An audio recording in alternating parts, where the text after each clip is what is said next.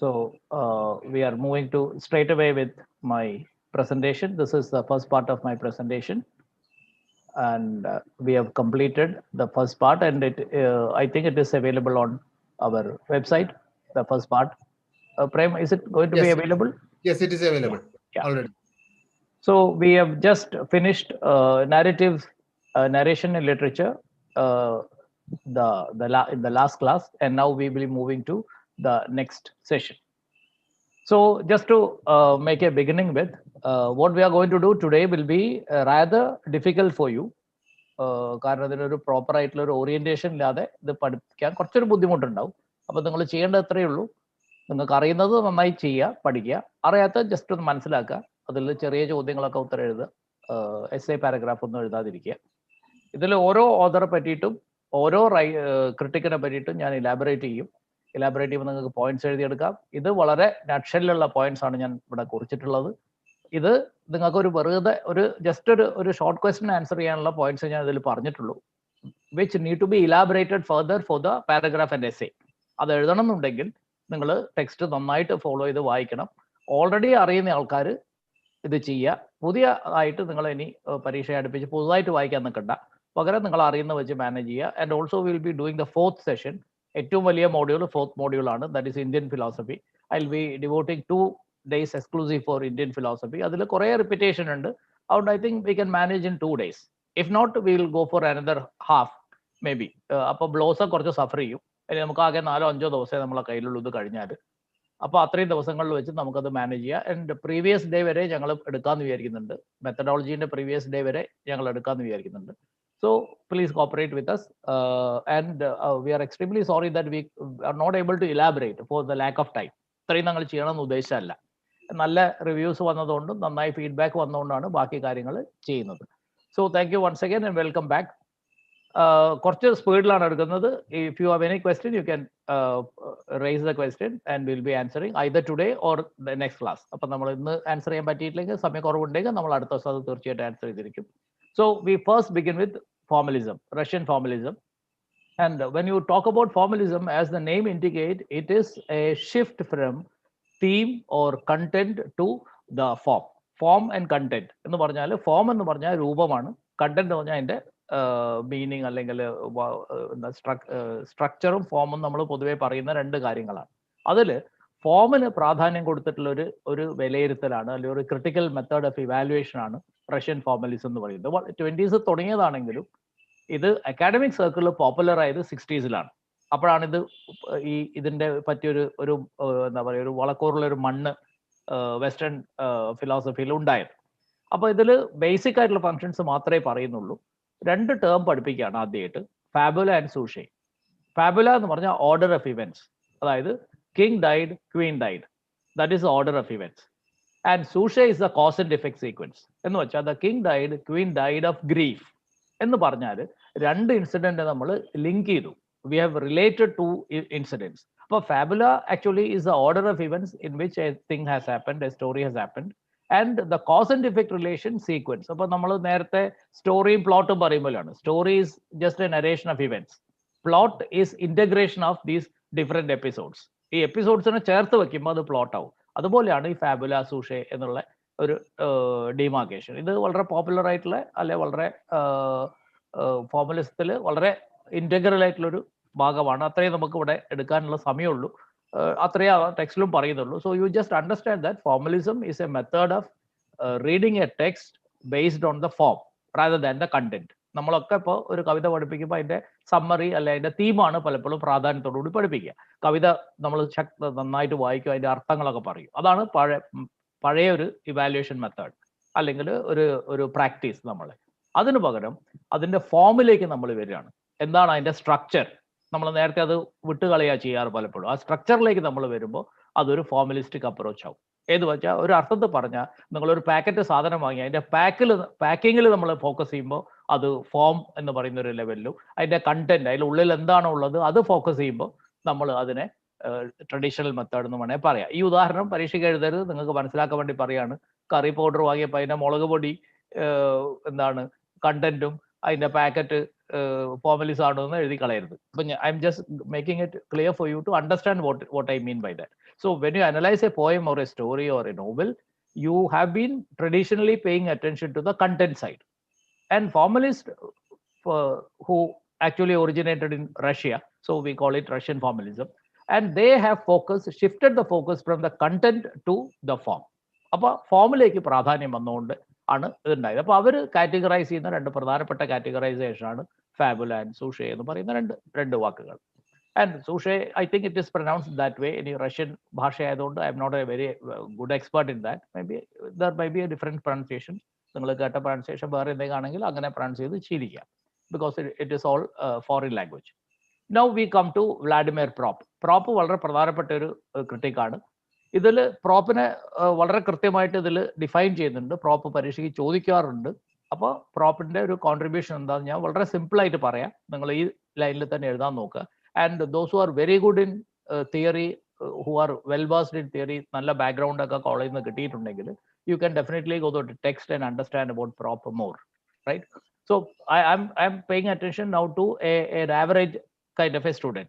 So those who are exceptional can go further and read further, either the text or maybe you can search internet for details and then understand more about that. Vladimir Prop is very popular for his analysis of folk tales. What is a folk tale? എല്ലാ നാട്ടിലും നമുക്ക് folk tales ഉണ്ടാവും. നാടോടി കഥകൾ നമ്മൾ പറയുന്ന സാധനം. ഈ folk talesന്റെ അനാലിസിസ് ആണ് പ്രോപ്പിന്റെ ഏറ്റവും പ്രസിദ്ധമായിട്ടുള്ള കോൺട്രിബ്യൂഷൻ. അതിൽ he has done is that every character in the folk tales plot has a specific function. Fairy tales, he has reduced the characters of fairy tales into 7 types who can in fact generate the entire plot. 7 basic characters ആണ് ഒരു fairy tale ഉണ്ടാവുക. Fairy tale എപ്പോഴും നിങ്ങൾക്ക് അറിയാം നന്മ തിന്മകളുടെ പോരാട്ടമാണ്. ഈ പഴയ നസീറിന്റെ സിനിമയൊക്കെ കാണുമ്പോൾ ഉണ്ടാവും ഏകദേശം. ഞാൻ പറയാൻ പോകുന്ന എല്ലാ കാര്യങ്ങളും അതുമായിട്ട് വളരെ യോജിക്കുന്നുണ്ട്. ആരൊക്കെയാണ് hero? false hero. False hero is a person whom you think is likely to be hero, but he turns out to be a false hero. അവൻ അത്ര ധൈര്യമുള്ള ആളായിരിക്കില്ല. അത് പിന്നീടാ മനസ്സിലാവുക. ഒരു ക്രൈസിസ് വരുമ്പോൾ ഇയാൾ കൂടെ നിൽക്കില്ല. അപ്പോൾ that kind of A hero. ഒരുപാട് സിനിമകളിൽ അതൊക്കെ ഉണ്ട്. മായാവി പോലത്തെ ഒരു പുതിയ സിനിമയിൽ നിങ്ങൾക്ക് അങ്ങനെ ഈ ഫോൾസ് ഹീറോന്റെ ഒരു ഇമേജ് വർക്ക്ഔട്ട് ചെയ്തതായിട്ട് കാണാം. വില്ലൻ ഡെഫിനറ്റ്ലി യു ഹാവ് പണ്ട് KP ഉമർ ആയിരിക്കും. ഈ ഹീറോ എന്ന് പറഞ്ഞാൽ നസീർ ആയിരിക്കും. Then there is a helper. നസീറിന്റെ അടൂർബാസി പോലത്തെ ആരെങ്കിലും ഉണ്ടാവും. There is an helper. Then there is a princess. പഴയ ഫെയറി ടൈൽ ആവുമ്പോൾ പ്രിൻസസ്, സിനിമയാകുമ്പോൾ ജയഭാരതിയോ ആരെങ്കിലും ആയിരിക്കാം. ആൻഡ് ഫാദർ ചിലപ്പോൾ വില്ലൻ ആയിരിക്കാം, ചിലപ്പം സപ്പോർട്ടിങ് ആയിരിക്കാം, നമുക്കറിയില്ല. Usually it can be both vase. And ഡെസ്പാച്ചർ, കാര്യങ്ങളൊക്കെ അങ്ങോട്ടും ഇങ്ങോട്ടും കൊണ്ടുവരുന്ന ആൾക്കാർ, മെസ്സഞ്ചേഴ്സ്, അങ്ങനത്തെ കുറേ ആൾക്കാർ, അവരും ഇതിൽ വരാം. And they are involve in 31 basic functions. We don't have time to elaborate, and your text has also not elaborated all the 31 functions. എന്തൊക്കെയാ? Violation. There will be a violation. Some kind of agreement is reached upon by 2 characters and one of which is violated. നിങ്ങൾക്കറിയാം, പഴയ സിനിമയിലൊക്കെ നിങ്ങൾ കാണും. കച്ചവടത്തിനായിട്ട് അല്ലെങ്കിൽ business ചെയ്യാൻ പൈസ വാങ്ങും. ഈ അയാളൊന്ന് പാവപ്പെട്ട ആളായിരിക്കും, അയാൾ പിന്നെ വലിയ പണക്കാരനായ അയാൾ വില്ലനായിരിക്കും, അയാൾ പിന്നെ തിരിച്ചു കൊടുക്കില്ല. ഇത് ഒരു കോമൺ ഫാക്ടറാണ്. ട്രിക്കറി, there is cheating, deceit, ചതി, വഞ്ചന ഒക്കെ ഉണ്ടാവും. there is a struggle. അപ്പോൾ ഹീറോന് ഒരു പക്ഷേ ഈ ഒരു അവസ്ഥയിൽ എത്തുമ്പോൾ ഹീറോന്റെ അച്ഛനായിരിക്കും ചിലപ്പോൾ ഈ പൈസ ഒക്കെ സഹായിച്ചു, ചിലപ്പോൾ പാവപ്പെട്ട ആളായിട്ട് മാറിയിട്ടുണ്ടാവും. അപ്പോൾ ഹീറോ സ്ട്രഗിൾ ചെയ്യും. Hero has to struggle and he ultimately might win a victory. He might ഒരു പക്ഷേ നാട് വിട്ടുപോയ ആളായിരിക്കും, അയാൾ നന്നായിട്ട് തിരിച്ചു വരും. There is also recognition. ഈ പഴയ സിനിമയിലൊക്കെ കാണാം, അച്ഛനും ഭാര്യയും ഭർത്താവും കുട്ടികളും അകന്നു പോകും. അവരവസാനം എന്തെങ്കിലും ഒരു സൈനോ അല്ലെ പഴയ ഒരു പാട്ടിന് 2 പേര് പാടിയിട്ടോ എങ്ങനെയൊക്കെ അവർ യോജിക്കും. There is A recognition and there is A punishment and finally wedding. പഴയ മലയാള സിനിമ നോക്കിയാൽ നിങ്ങൾക്ക് എപ്പോഴും അറിയാം, അവസാനത്തെ സീൻ എപ്പോഴും കല്യാണമായിരിക്കും. ഒരു 4-5 ആൾക്കാർ കല്യാണം കഴിച്ചിങ്ങനെ നിൽക്കും. ഇത് പഴയ ഒരു ടിപ്പിക്കൽ ഒരു ഫെയറി ടെയിൽ സ്ട്രക്ചറാണ്. നസീറിന്റെ പഴയ സിനിമ എന്ന് പറഞ്ഞാൽ ഏകദേശം ഇത് തന്നെയാണ് ചെയ്യുന്നത്. അപ്പോൾ അത് ഓർത്തിട്ട് നിങ്ങൾക്ക് ഇതിൽ ആൻസർ ചെയ്താൽ prop has categorised, he has focused on folk tales and he has categorized the folk tales into different branches. The character analysis is done. He has categorized characters into 7 types and that 7 types are given and they are involved in 31 basic functions, which includes violation, trickery, struggle, victory, return, reunion, കുറേ ഇനി പറയാണ്ടില്ലേ, reunion ഉണ്ടാവും, അങ്ങനെയൊക്കെ ഉണ്ടാവും. ഇപ്പൊ ഈ പിന്നെ വളരെ നിർണായക ഇൻഫർമേഷൻ കൊടുക്കുന്ന ഒരാളുണ്ടാവും ചിലപ്പോൾ, നിങ്ങൾക്ക് അറിയാം. ഈ അച്ഛനും അമ്മയും മക്കളും സെപ്പറേറ്റ് ആയി പോയ സമയത്ത് ഏതെങ്കിലും ഒരു അവരുടെ കെയർ ടേക്കറോ ആരെങ്കിലും ഉണ്ടാവും. അയാൾ ഇപ്പോൾ കഥ നടക്കുന്ന സമയത്ത് അയാൾ യങ്ങായിരിക്കും, ഇപ്പൊ അയാൾ പ്രായമുള്ള ആളൊക്കെ, അയാളാന്ന് വന്ന് വൗച്ച് ചെയ്യുക, നിങ്ങൾ ആക്ച്വലി ബ്രദേഴ്സ് ആണ്. അപ്പോൾ this kind of A story happens everywhere. So prop is very popular in bringing out set patterns. അപ്പൊ നമ്മൾ ആ കാലത്തൊക്കെ നമ്മൾ വിചാരിച്ചത് ഈ ഫെയറി ടെയിൽ എന്നൊക്കെ പറഞ്ഞാൽ വെറും കഥയെന്നാണ്. അതിന് കൃത്യമായ സ്ട്രക്ചർ ഉണ്ടെന്നും ഈ കഥകൾ തനിയെ ഉണ്ടായതല്ലാന്നും ഈ കഥകൾക്ക് ആ നാടിന്റെ കൾച്ചറും ആ നാടിന്റെ ചിന്താഗതിയായിട്ട് വളരെയധികം ബന്ധമുണ്ടെന്നും പ്രോപ്പാണ് illustrated. So that is the relevance of Vladimir Propp. Now we come to the next, Greimas. AJ ഗ്രേമൻസിന്റെ ഇത് പരീക്ഷയ്ക്ക് 2 വട്ടം ചോദിച്ചിട്ടുണ്ട്. സിമ്പിൾ ആണ്, കോംപ്ലിക്കേഷൻ ഒന്നുമില്ല. But you need to read the text as well. ഞാൻ വളരെ ബേസിക് കാര്യങ്ങളെ ഇതിൽ പറഞ്ഞിട്ടുള്ളൂ. The formula to analyze literary narratives. So Grimmett has actually identified the formula to analyze the literary narratives into, he has categorized into 3. Subject object, meaning it can be hero villain, it can be the doer and also on whom it is acted upon, sender and receiver, those who send and those who receive, and helper and opponent. So this is how he has categorized literary narratives. There are 2 polarizations. ഇതിൽ 2 ലെവലിൽ polarisation ഉണ്ട്, 2 തരം ആളുകൾ വരുന്നുണ്ട്. Characters can be categorized into these dualities. 2 ആയിട്ട്, ഒന്നും അതിന്റെ opposite ചെയ്യുന്നത് മറ്റേതുമായിട്ട് ഒരു പക്ഷേ നമുക്ക് കാറ്റഗറൈസ് ചെയ്യാം എന്നാണ് ഗ്രിമിസിന്റെ ആർഗ്യുമെന്റ്. ആൻഡ് ഇതിന്റെ നരേറ്റീവ് ഫംഗ്ഷൻ എന്താന്ന് ചോദിച്ചാൽ 3 നരേറ്റീവ് ഫംഗ്ഷനാണ് ഇദ്ദേഹം ഇവിടെ പറഞ്ഞിട്ടുള്ളത്. അതിൽ പ്രധാനപ്പെട്ട നരേറ്റീവ് പോയിന്റ്സ് ഞാൻ പറയാം. Desire, search, aim. ഒന്നാമത്തേത്, അതായത് the subject or the hero has a certain aim and desire directed at a particular goal or an object. അപ്പോൾ ഏതൊക്കെ ഒരു ഫിലിം നിങ്ങൾ എക്സാമ്പിൾ ആയിട്ട് എടുത്താൽ മതിയാവും. ഈ നായകന്റെ ആഗ്രഹം ഇന്നൊരു സാധനം, ഒരു കമ്പനി തുടങ്ങി അതിന്റെ വലിയ മുതലാളിയാവണമെന്നോ അല്ലെങ്കിൽ ഇങ്ങനെ എന്തെങ്കിലും ഒരു ജോലിയുണ്ട്, എന്തെങ്കിലും ഒരു പെർട്ടിക്കുലർ ഇന്റൻഷൻ ഇയാൾക്ക് ഉണ്ടാവും. And he has that particular aim and he moves with that particular aim. And communication is the next part. That is, the subject is sent out on his mission, a sender who will reward the subject upon her. പഴയ fairy ടെയിലിന്റെ ഒക്കെ ഭാഗത്തോ അല്ലെ പഴയ നോവലിലൊക്കെ എടുത്ത് നോക്കിയാലും നിങ്ങൾക്ക് അത് മനസ്സിലാവും. അതിനെ മോട്ടിവേറ്റ് ചെയ്യുന്ന ഒരാളുണ്ടാവും. ഹീറോന്റെ പിന്നിൽ എപ്പോഴും ഒരു മോട്ടിവേറ്റർ ഉണ്ടാവും. This particular motivators makes the hero or the central character do these different functions. And he or she will play a very crucial role in making this particular person successful. അപ്പോൾ ഇയാൾക്ക് ആഗ്രഹമുണ്ട്, ഇയാൾക്ക് ഒരു motivator ഉണ്ടാവും വിത്ത് whom he communicates. അയാളുടെ motivation കാരണം അല്ലെ അയാളുടെ ഒരു സ്വാധീനം കാരണമായിരിക്കും he reaches a particular heights or a goal. And auxiliary support. Auxiliary is the support. That is, the subject is helped by his or her quest to by a helper. അപ്പോൾ തീർച്ചയായിട്ടും ഈ ഒരു question move ചെയ്യുന്ന സമയത്ത് അയാൾക്ക് ഒരു helper എപ്പോഴും ഉണ്ടാവും. ഈ ഹെൽപ്പർ ആയിരിക്കും ഇയാളെ ഈ സക്സസ്ഫുൾ ആയിട്ട് ഈ ഡിസയർ അല്ലെ എയിമിലേക്ക് എത്തിക്കാൻ സഹായിക്കുന്നത്. ഇതൊരു യൂഷ്വൽ ആയിട്ടുള്ള ഒരു പാറ്റേൺ ആണ് എല്ലാ പഴയകാല കഥകളിലും. നിങ്ങൾ നോക്കിക്കഴിഞ്ഞാൽ ഒരു pre-60 സ്റ്റോറീസ്, എല്ലാ സ്റ്റോറിയും ഞാൻ പറയുന്നില്ല, വളരെ ഡിഫറെൻ്റ് ആയിട്ടുള്ള സ്റ്റോറീസ് നമുക്കുണ്ട്. പക്ഷെ ഒരു majority of the stories and majority of the films ആ കാലത്ത് നോക്കിക്കഴിഞ്ഞാൽ നിങ്ങൾക്കത് മനസ്സിലാവും. അപ്പോൾ റാംബോ പോലത്തെ ഒരു സിനിമ എടുത്തു നോക്കാം. റാംബോന്റെ ആഗ്രഹം എന്താ? സിൽവസ്റ്റർ സ്റ്റാലിന്റെ കാലത്തുള്ള വലിയ സിനിമയാണ്, അതൊക്കെ എക്സാമ്പിൾ ആയിട്ട് എടുക്കുന്നത്. അതുപോലെ ബ്രൂസ്ലി മൂവീസ്, ഏത് മൂവി എടുത്താലും അവർക്കൊരു ഡിസയർ ഉണ്ടാവും എന്തെങ്കിലും ഒരു ഒന്ന് ചെയ്യാം. അപ്പൊ അതിന് സപ്പോർട്ട് ചെയ്യുന്ന ഒരു കഥാപാത്രം ഉണ്ടാവും. ആ കഥാപാത്രത്തിന് ഇൻസ്റ്റിഗേഷൻ കാരണമാണ് ഇവരെ ചെയ്യുക. ഒരു പക്ഷേ അവർക്ക് ഹെൽപ്പർ ഉണ്ടാവാം, ചിലപ്പോൾ ഇല്ലാതെ ഇരിക്കാം.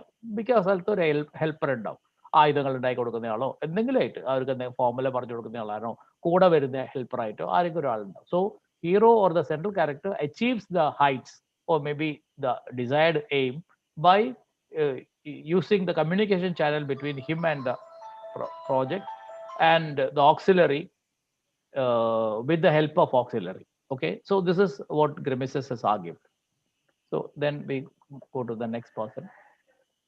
ബാത്ത് വളരെ പ്രധാനപ്പെട്ട എഴുത്തുകാരനാണ്, വളരെ പ്രധാനപ്പെട്ട ഏരിയ ആണ് ബാത്ത്. എപ്പോഴും ചോദിക്കും റോളാങ് ബാത്ത്. അപ്പൊ നരേറ്റീവ്സിനെ ബാത്ത് എങ്ങനെയാണ് അനലൈസ് ചെയ്യുന്നത് നോക്കാം. Baat analyzes the narratives by saying that it consists of signs. ഇദ്ദേഹം സെമിയോട്ടീഷ്യൻ ആണ്, ഞാൻ നേരത്തെ പറഞ്ഞു. സ്ട്രക്ചറലിസ്റ്റ് ആണ് ആ തുടക്കത്തിൽ, പിന്നെ പോസ്റ്റ് സ്ട്രക്ചറലിസ്റ്റ് ആണ്. Signs and are influenced by 5 codes. ഇത് പരീക്ഷയ്ക്ക് സ്ഥിരമായിട്ട് ചോദിക്കുന്ന ചോദ്യമാണ്. ഇപ്പോൾ ബാത്തിന് നിങ്ങൾ എഴുതുകയാണെങ്കിൽ ബാത്തിൻ്റെ ഒരു ഇൻട്രൊഡക്ടറി സെൻറ്റൻസ് നെറ്റിൽ നിന്ന് നോക്കിയിട്ട് എടുക്കണം. ഒരു ജനറൽ ഇൻട്രൊഡക്ഷൻ ബാത്തിന് എഴുതണം. ഞാൻ ഇവിടെ എഴുതി ചേർത്തിട്ടില്ല. അപ്പോൾ ഇത് 5 കോഡിനെ പറ്റി എപ്പോഴും ചോദിക്കും. Let us see what are the 5 codes. 1, pro-aeretic codes. Meaning pro-aeretic code എന്ന് ബാത്ത് ഉദ്ദേശിക്കുന്നത് അതിൻ്റെ സീക്വൻസ് ആണ്. The sequence in which the events of the story are told. സ്റ്റോറിയിലെ സീക്വൻസിനെ പറ്റിയിട്ടാണ്. അതായത് what happens first, what happens then, what happens then. അപ്പോൾ ഒരു കഥ പറയുന്ന ഒരു രീതി, ഒരു ആഖ്യാന രീതി കഥയ്ക്കുണ്ട്.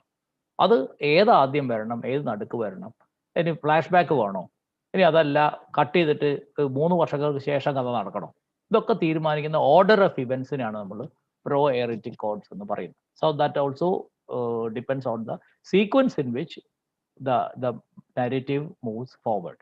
അതാണ് ആദ്യത്തെ കോഡായിട്ട് ബാത്ത് പറയുന്നത്. 2, ഹെർമന്യൂട്ടിക്. ഹെർമന്യൂട്ടിക് എന്നുള്ള വാക്കിന്റെ അർത്ഥം തന്നെ ഇന്റർപ്രിട്ടേഷൻ ആണ്. അപ്പോൾ രണ്ടാമത്തേത് ഹെർമന്യൂട്ടിക് കോഡാണ്. So we ask the question what happened, how, why എന്ന ചോദ്യങ്ങളൊക്കെ നമ്മൾ ചോദിക്കും. അതാണ് ഇന്റർപ്രിട്ടേഷൻ. ഒരു ഇൻസിഡന്റ് പറയും. ഒരാൾ ഇപ്പോൾ ഉദാഹരണമായിട്ട് ഒരാൾ സഞ്ചരിച്ചുകൊണ്ടിരിക്കുകയാണ്. ഒറ്റ സെക്കൻഡ് എനിക്ക് പ്രധാനപ്പെട്ട ഒരു call.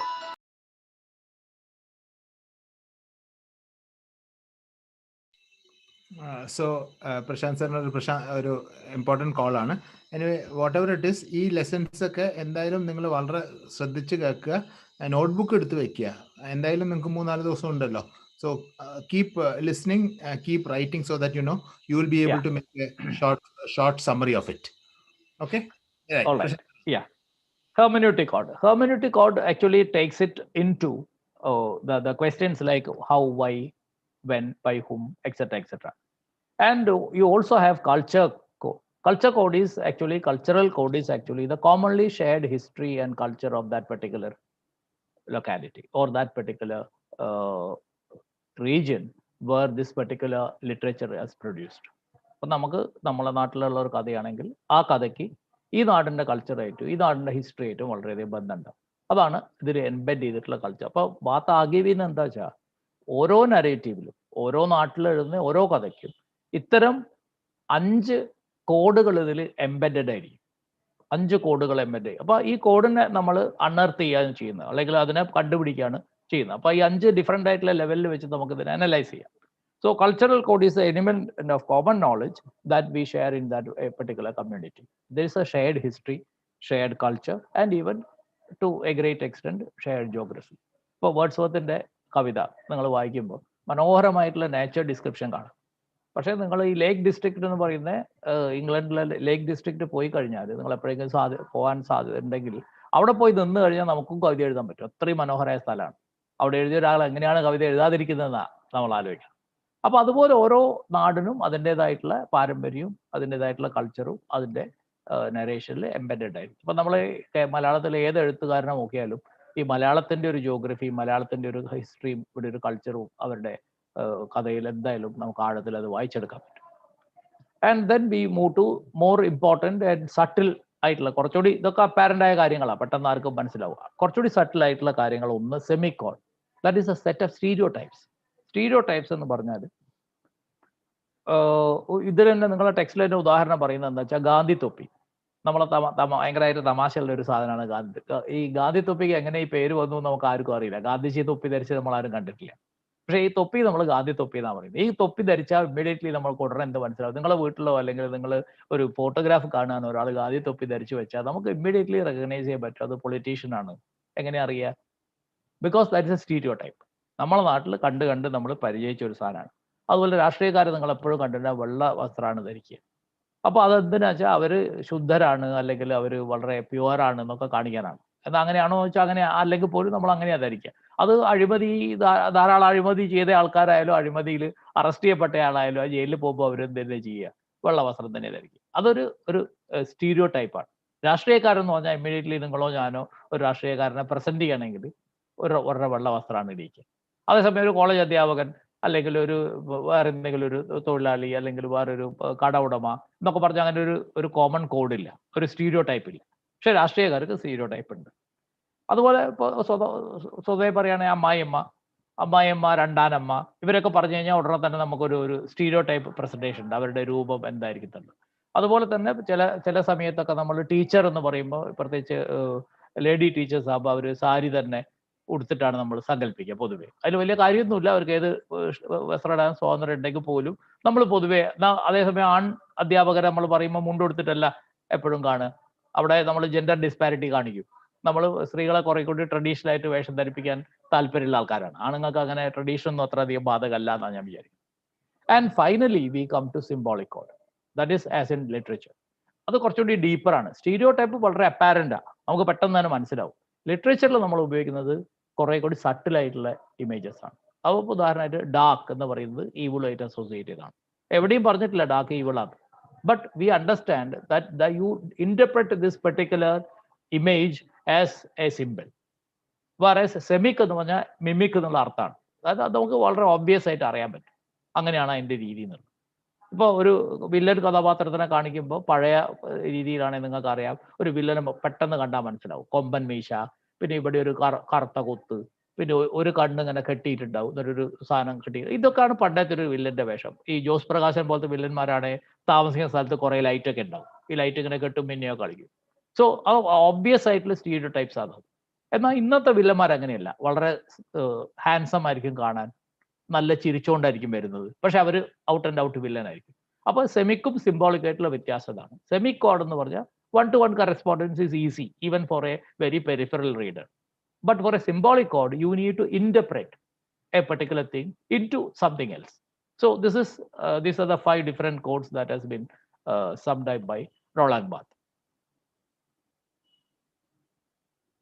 Now we move to Genet, Gerard Genet. Genet has actually talked about 3 levels of narration. ഇവരൊക്കെ നരേഷനെ പറ്റിയിട്ടാണ് പറയുന്നത്, അല്ലെ? ഇവരുടെയൊക്കെ നരേഷനെ പറ്റിയിട്ടുള്ള കമന്റ്സ് ആണ് നമ്മൾ ഈ ടെക്സ്റ്റിലേക്ക് എടുത്തിട്ടുള്ളത്. അതിന്റെ അർത്ഥം ബാത്ത് നരേഷനെ പറ്റി മാത്രമല്ല പറഞ്ഞത്, ബാത്ത് ഒരുപാട് കാര്യങ്ങൾ പറഞ്ഞിട്ടുണ്ട്. അതിൽ പ്രധാനപ്പെട്ട നരേഷനുമായിട്ട് ബന്ധപ്പെട്ട പോയിന്റ്സ് മാത്രമേ നമ്മൾ ഇവിടെ എടുത്തിട്ടുള്ളൂ. And Genette talks about history. History എന്ന് പറഞ്ഞാൽ അത് അദ്ദേഹത്തിന്റെ ടെർമിനോളജിയിൽ it's a story, that is the set of real actions and events that happened to be told, and this is the content of all narratives. എല്ലാ നരേറ്റീവും ഈ കഥ പറയുന്ന രീതിയിലാണ് പറയുക. ഈ കഥയ്ക്കാണ് ജെനെ ഹിസ്റ്റോറി എന്ന് പറയുന്നത്. ഹിസ്റ്ററി അല്ല, ഹിസ്റ്റോറി. ഹിസ്റ്റോറി എന്ന് പറഞ്ഞാൽ the story, that is the narration, the way in which the story is told. Then comes recit. Recit എന്ന് പറഞ്ഞാൽ that is the narrative, story telling. History എന്ന് പറഞ്ഞാൽ സ്റ്റോറിയാണ്, ദാറ്റ് ഈസ് ഇവന്റ്സ്, ഓരോരോ event ആണ്. ഇപ്പോൾ ഒരാളെ ലൈഫിൽ, ഇപ്പോൾ ദേവാസുരം എന്നുള്ള സിനിമേനെ കഥ എടുത്തു. അപ്പൊ കഥ എന്താ, തീം എന്താ ചോദിച്ചാൽ, ഒരു തെമ്മാടിയും ആഭാസനായിട്ടുള്ള ഒരാൾ അയാളുടെ കയ്യിലിരിപ്പോണ്ട് തന്നെ കാല് ഒടിഞ്ഞ്, അല്ലെങ്കിൽ വില്ലനാൽ കാലൊടിക്കപ്പെട്ട് കിടക്കുകയാണ്. അവിടെ ഒരു കഥാപാത്രം വരുന്നു, അയാളെ ശുശ്രൂഷിക്കുന്നു. ഈ കഥാപാത്രത്തിന് ഇയാൾ പല തവണ ഇൻസൾട്ട് ചെയ്തതാണ്. ഈ കഥാപാത്രത്തിന്റെ സഹായത്തോടു കൂടി ഇയാൾ പിന്നെ തിരിച്ചടിക്കുന്നു, അല്ലെങ്കിൽ പ്രതികാരം ചെയ്യുന്നു, അല്ലെങ്കിൽ എന്താ, അങ്ങനെ എന്തെങ്കിലും പറയാം. സോ ഒരു 2 സെന്റൻസിൽ നമ്മൾ ഈ കഥ പറഞ്ഞു. എന്നാൽ അത് സിനിമയൊക്കെ എടുക്കുമ്പോൾ നമുക്ക് എത്ര സീൻ ഉണ്ടാവും? ഒരു 30-35 സീൻ ഉണ്ടാവും. എത്ര ഷോട്ട് ഉണ്ടാവും? ഒരു 100-200 300 ഷോട്ട് ഉണ്ടാവും. അപ്പോൾ ഇങ്ങനെ ഓരോ ലെവലിലും നമ്മൾ അതിനെ മാറ്റിക്കൊണ്ടിരിക്കും. സോ നരേറ്റീവ് എന്ന് പറയുന്നത് കഥ പറയുന്ന രീതിയാണ്. കഥ നമുക്ക് ഒരു പക്ഷേ ഒരു സിനിമേൻ്റെ കഥ എന്താ വെച്ചാൽ ഒരു മിനിറ്റോട് പറയാൻ പറ്റും. പക്ഷേ അത് കാണിക്കുമ്പോൾ നമുക്ക് അത്രയധികം സമയം അതിനു വേണ്ടിയിട്ട് നമ്മൾ എടുക്കും. അത് നമ്മളുടെ രീതിയാണ് നാച്ചുറലായിട്ട്. So histoire is the story, that is events, and recit is the narrative, how the story has, അത് ഓറൽ ആയാലും ശരി, റിട്ടേൺ ആയാലും ശരി. And the story teller elaborates the story. ഇപ്പം നിങ്ങൾ സമയം ഉണ്ടെങ്കിൽ നമ്മളൊരു കഥ വളരെ വിശദമായിട്ട് പറയും. സമയമല്ലേ നമ്മൾ ചുരുക്കി പറയും. അപ്പോൾ വളരെ ചുരുക്കി പറയുന്നതാണ് ഹിസ്റ്റോറി, വളരെ ഡീറ്റെയിൽ ആയിട്ട് നരേറ്റ് ചെയ്യുന്നതാണ് recit. And finally narrating, the larger process of narrating, വളരെ ഇലാബറേറ്റ് ആയിട്ട് നമ്മൾ പറഞ്ഞു കഴിഞ്ഞാൽ recounting that produces the reset.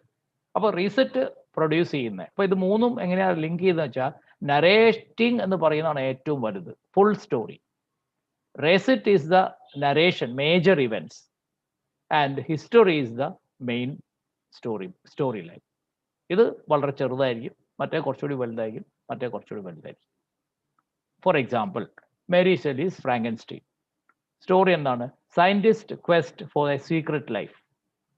പണ്ട് മുതൽ തന്നെ ഇംഗ്ലണ്ടിലൊക്കെ ധാരാളം, ഇംഗ്ലീഷിലൊക്കെ ധാരാളം കഥകളുണ്ട്. ഡോക്ടർ ഫോസ്റ്റസിന്റെ മുതൽക്ക് പറയാം. ഈവിൾ പവേഴ്സിനെ വലിയ ഇഷ്ടമായിരിക്കും, ഡാർക്ക് ഗോഡ്സിനെയൊക്കെ ആരാധിക്കും, അസാമാന്യ പവർ ഉണ്ടാവും നമുക്ക്. എന്നിട്ട് അത് വെച്ചിട്ട് പല കാര്യങ്ങളും ചെയ്യാം, നല്ലത് ചീത്തതായിട്ട് ഒരുപാട് കാര്യങ്ങൾ ചെയ്യാം. So that is A story. ഇപ്പൊ യന്ത്രന്റെ ഒക്കെ പോലത്തെ സ്റ്റോറി, യന്ത്രനൊക്കെ അതിൽ നിന്ന് ഇൻസ്പയർഡ് ആയത് actually. Scientist quest for a secret life, he creates a monster and the monster revenges on the scientist. ഇതാണ് ഫ്രാങ്കൻസ്റ്റീന്റെ മെയിൻ ആയിട്ടുള്ള സ്റ്റോറി. ഈ സ്റ്റോറിയിൽ തന്നെ പ്രധാനമായ കഥാപാത്രങ്ങളായിട്ട് ഇതിൽ വരുന്ന വോൾട്ടനും ഫ്രാങ്കൻസ്റ്റീനുമാണ്. ഈ വോൾട്ടനും ഫ്രാങ്കൻസ്റ്റീനും തമ്മിലുള്ള ഇന്ററാക്ഷനും ഇത് പറഞ്ഞ പോലെ ഈ കൊടുക്കൽ വാങ്ങൽ പരിപാടികളാണ്. ഈ കഥ ഭയങ്കര രസമായിട്ട് എഴുതിയ കഥയാണ്. ആ കാലത്ത് ഇങ്ങനൊരു സ്ത്രീ ഇങ്ങനൊരു കഥ എഴുതുക എന്നുള്ളത് ഭയങ്കര അതിശയമാണ് നമുക്ക് എല്ലാവർക്കും, പലർക്കും അത് വളരെ അതിശയം തന്നെയാണ്. കാരണം ആ കാലത്ത് സ്ത്രീകൾക്ക് അത്രയൊന്നും സ്വാതന്ത്ര്യം ഉണ്ടായിരുന്നില്ല, എഴുതാനും ഒരു പക്ഷേ ഒരുപാട് പ്രയാസങ്ങൾ, പബ്ലിഷ് ചെയ്യാനൊക്കെ പ്രയാസം. അപ്പോൾ ഫ്രാങ്കൻസ്റ്റീൻ്റെ കഥയുടെ ഇപ്പം ഞാൻ പറഞ്ഞത് ഹിസ്റ്റോറിയൻ. ഇനി റേസിറ്റിലേക്ക് വന്നാൽ ഇത് കുറച്ചുകൂടി ഇലാബറേറ്റ് ചെയ്യാം, മറ്റു കഥാപാത്രങ്ങളും എല്ലാം കൂടി ചേർത്ത് വെക്കാം. ആൻഡ് നരേറ്റീവ് എന്ന് പറഞ്ഞാൽ ആ ഫുൾ നോവലാണ്. So this is how Genette has talked about 3 levels of narration. വാക്കുകളാണ് പഠിക്കേണ്ടത്: histoire, recit and narrative. And histoire is the story part, recit is the narrative, major narrative models, and narrating is the entire length of narration where the story has been successfully communicated through a number of or series of incidents.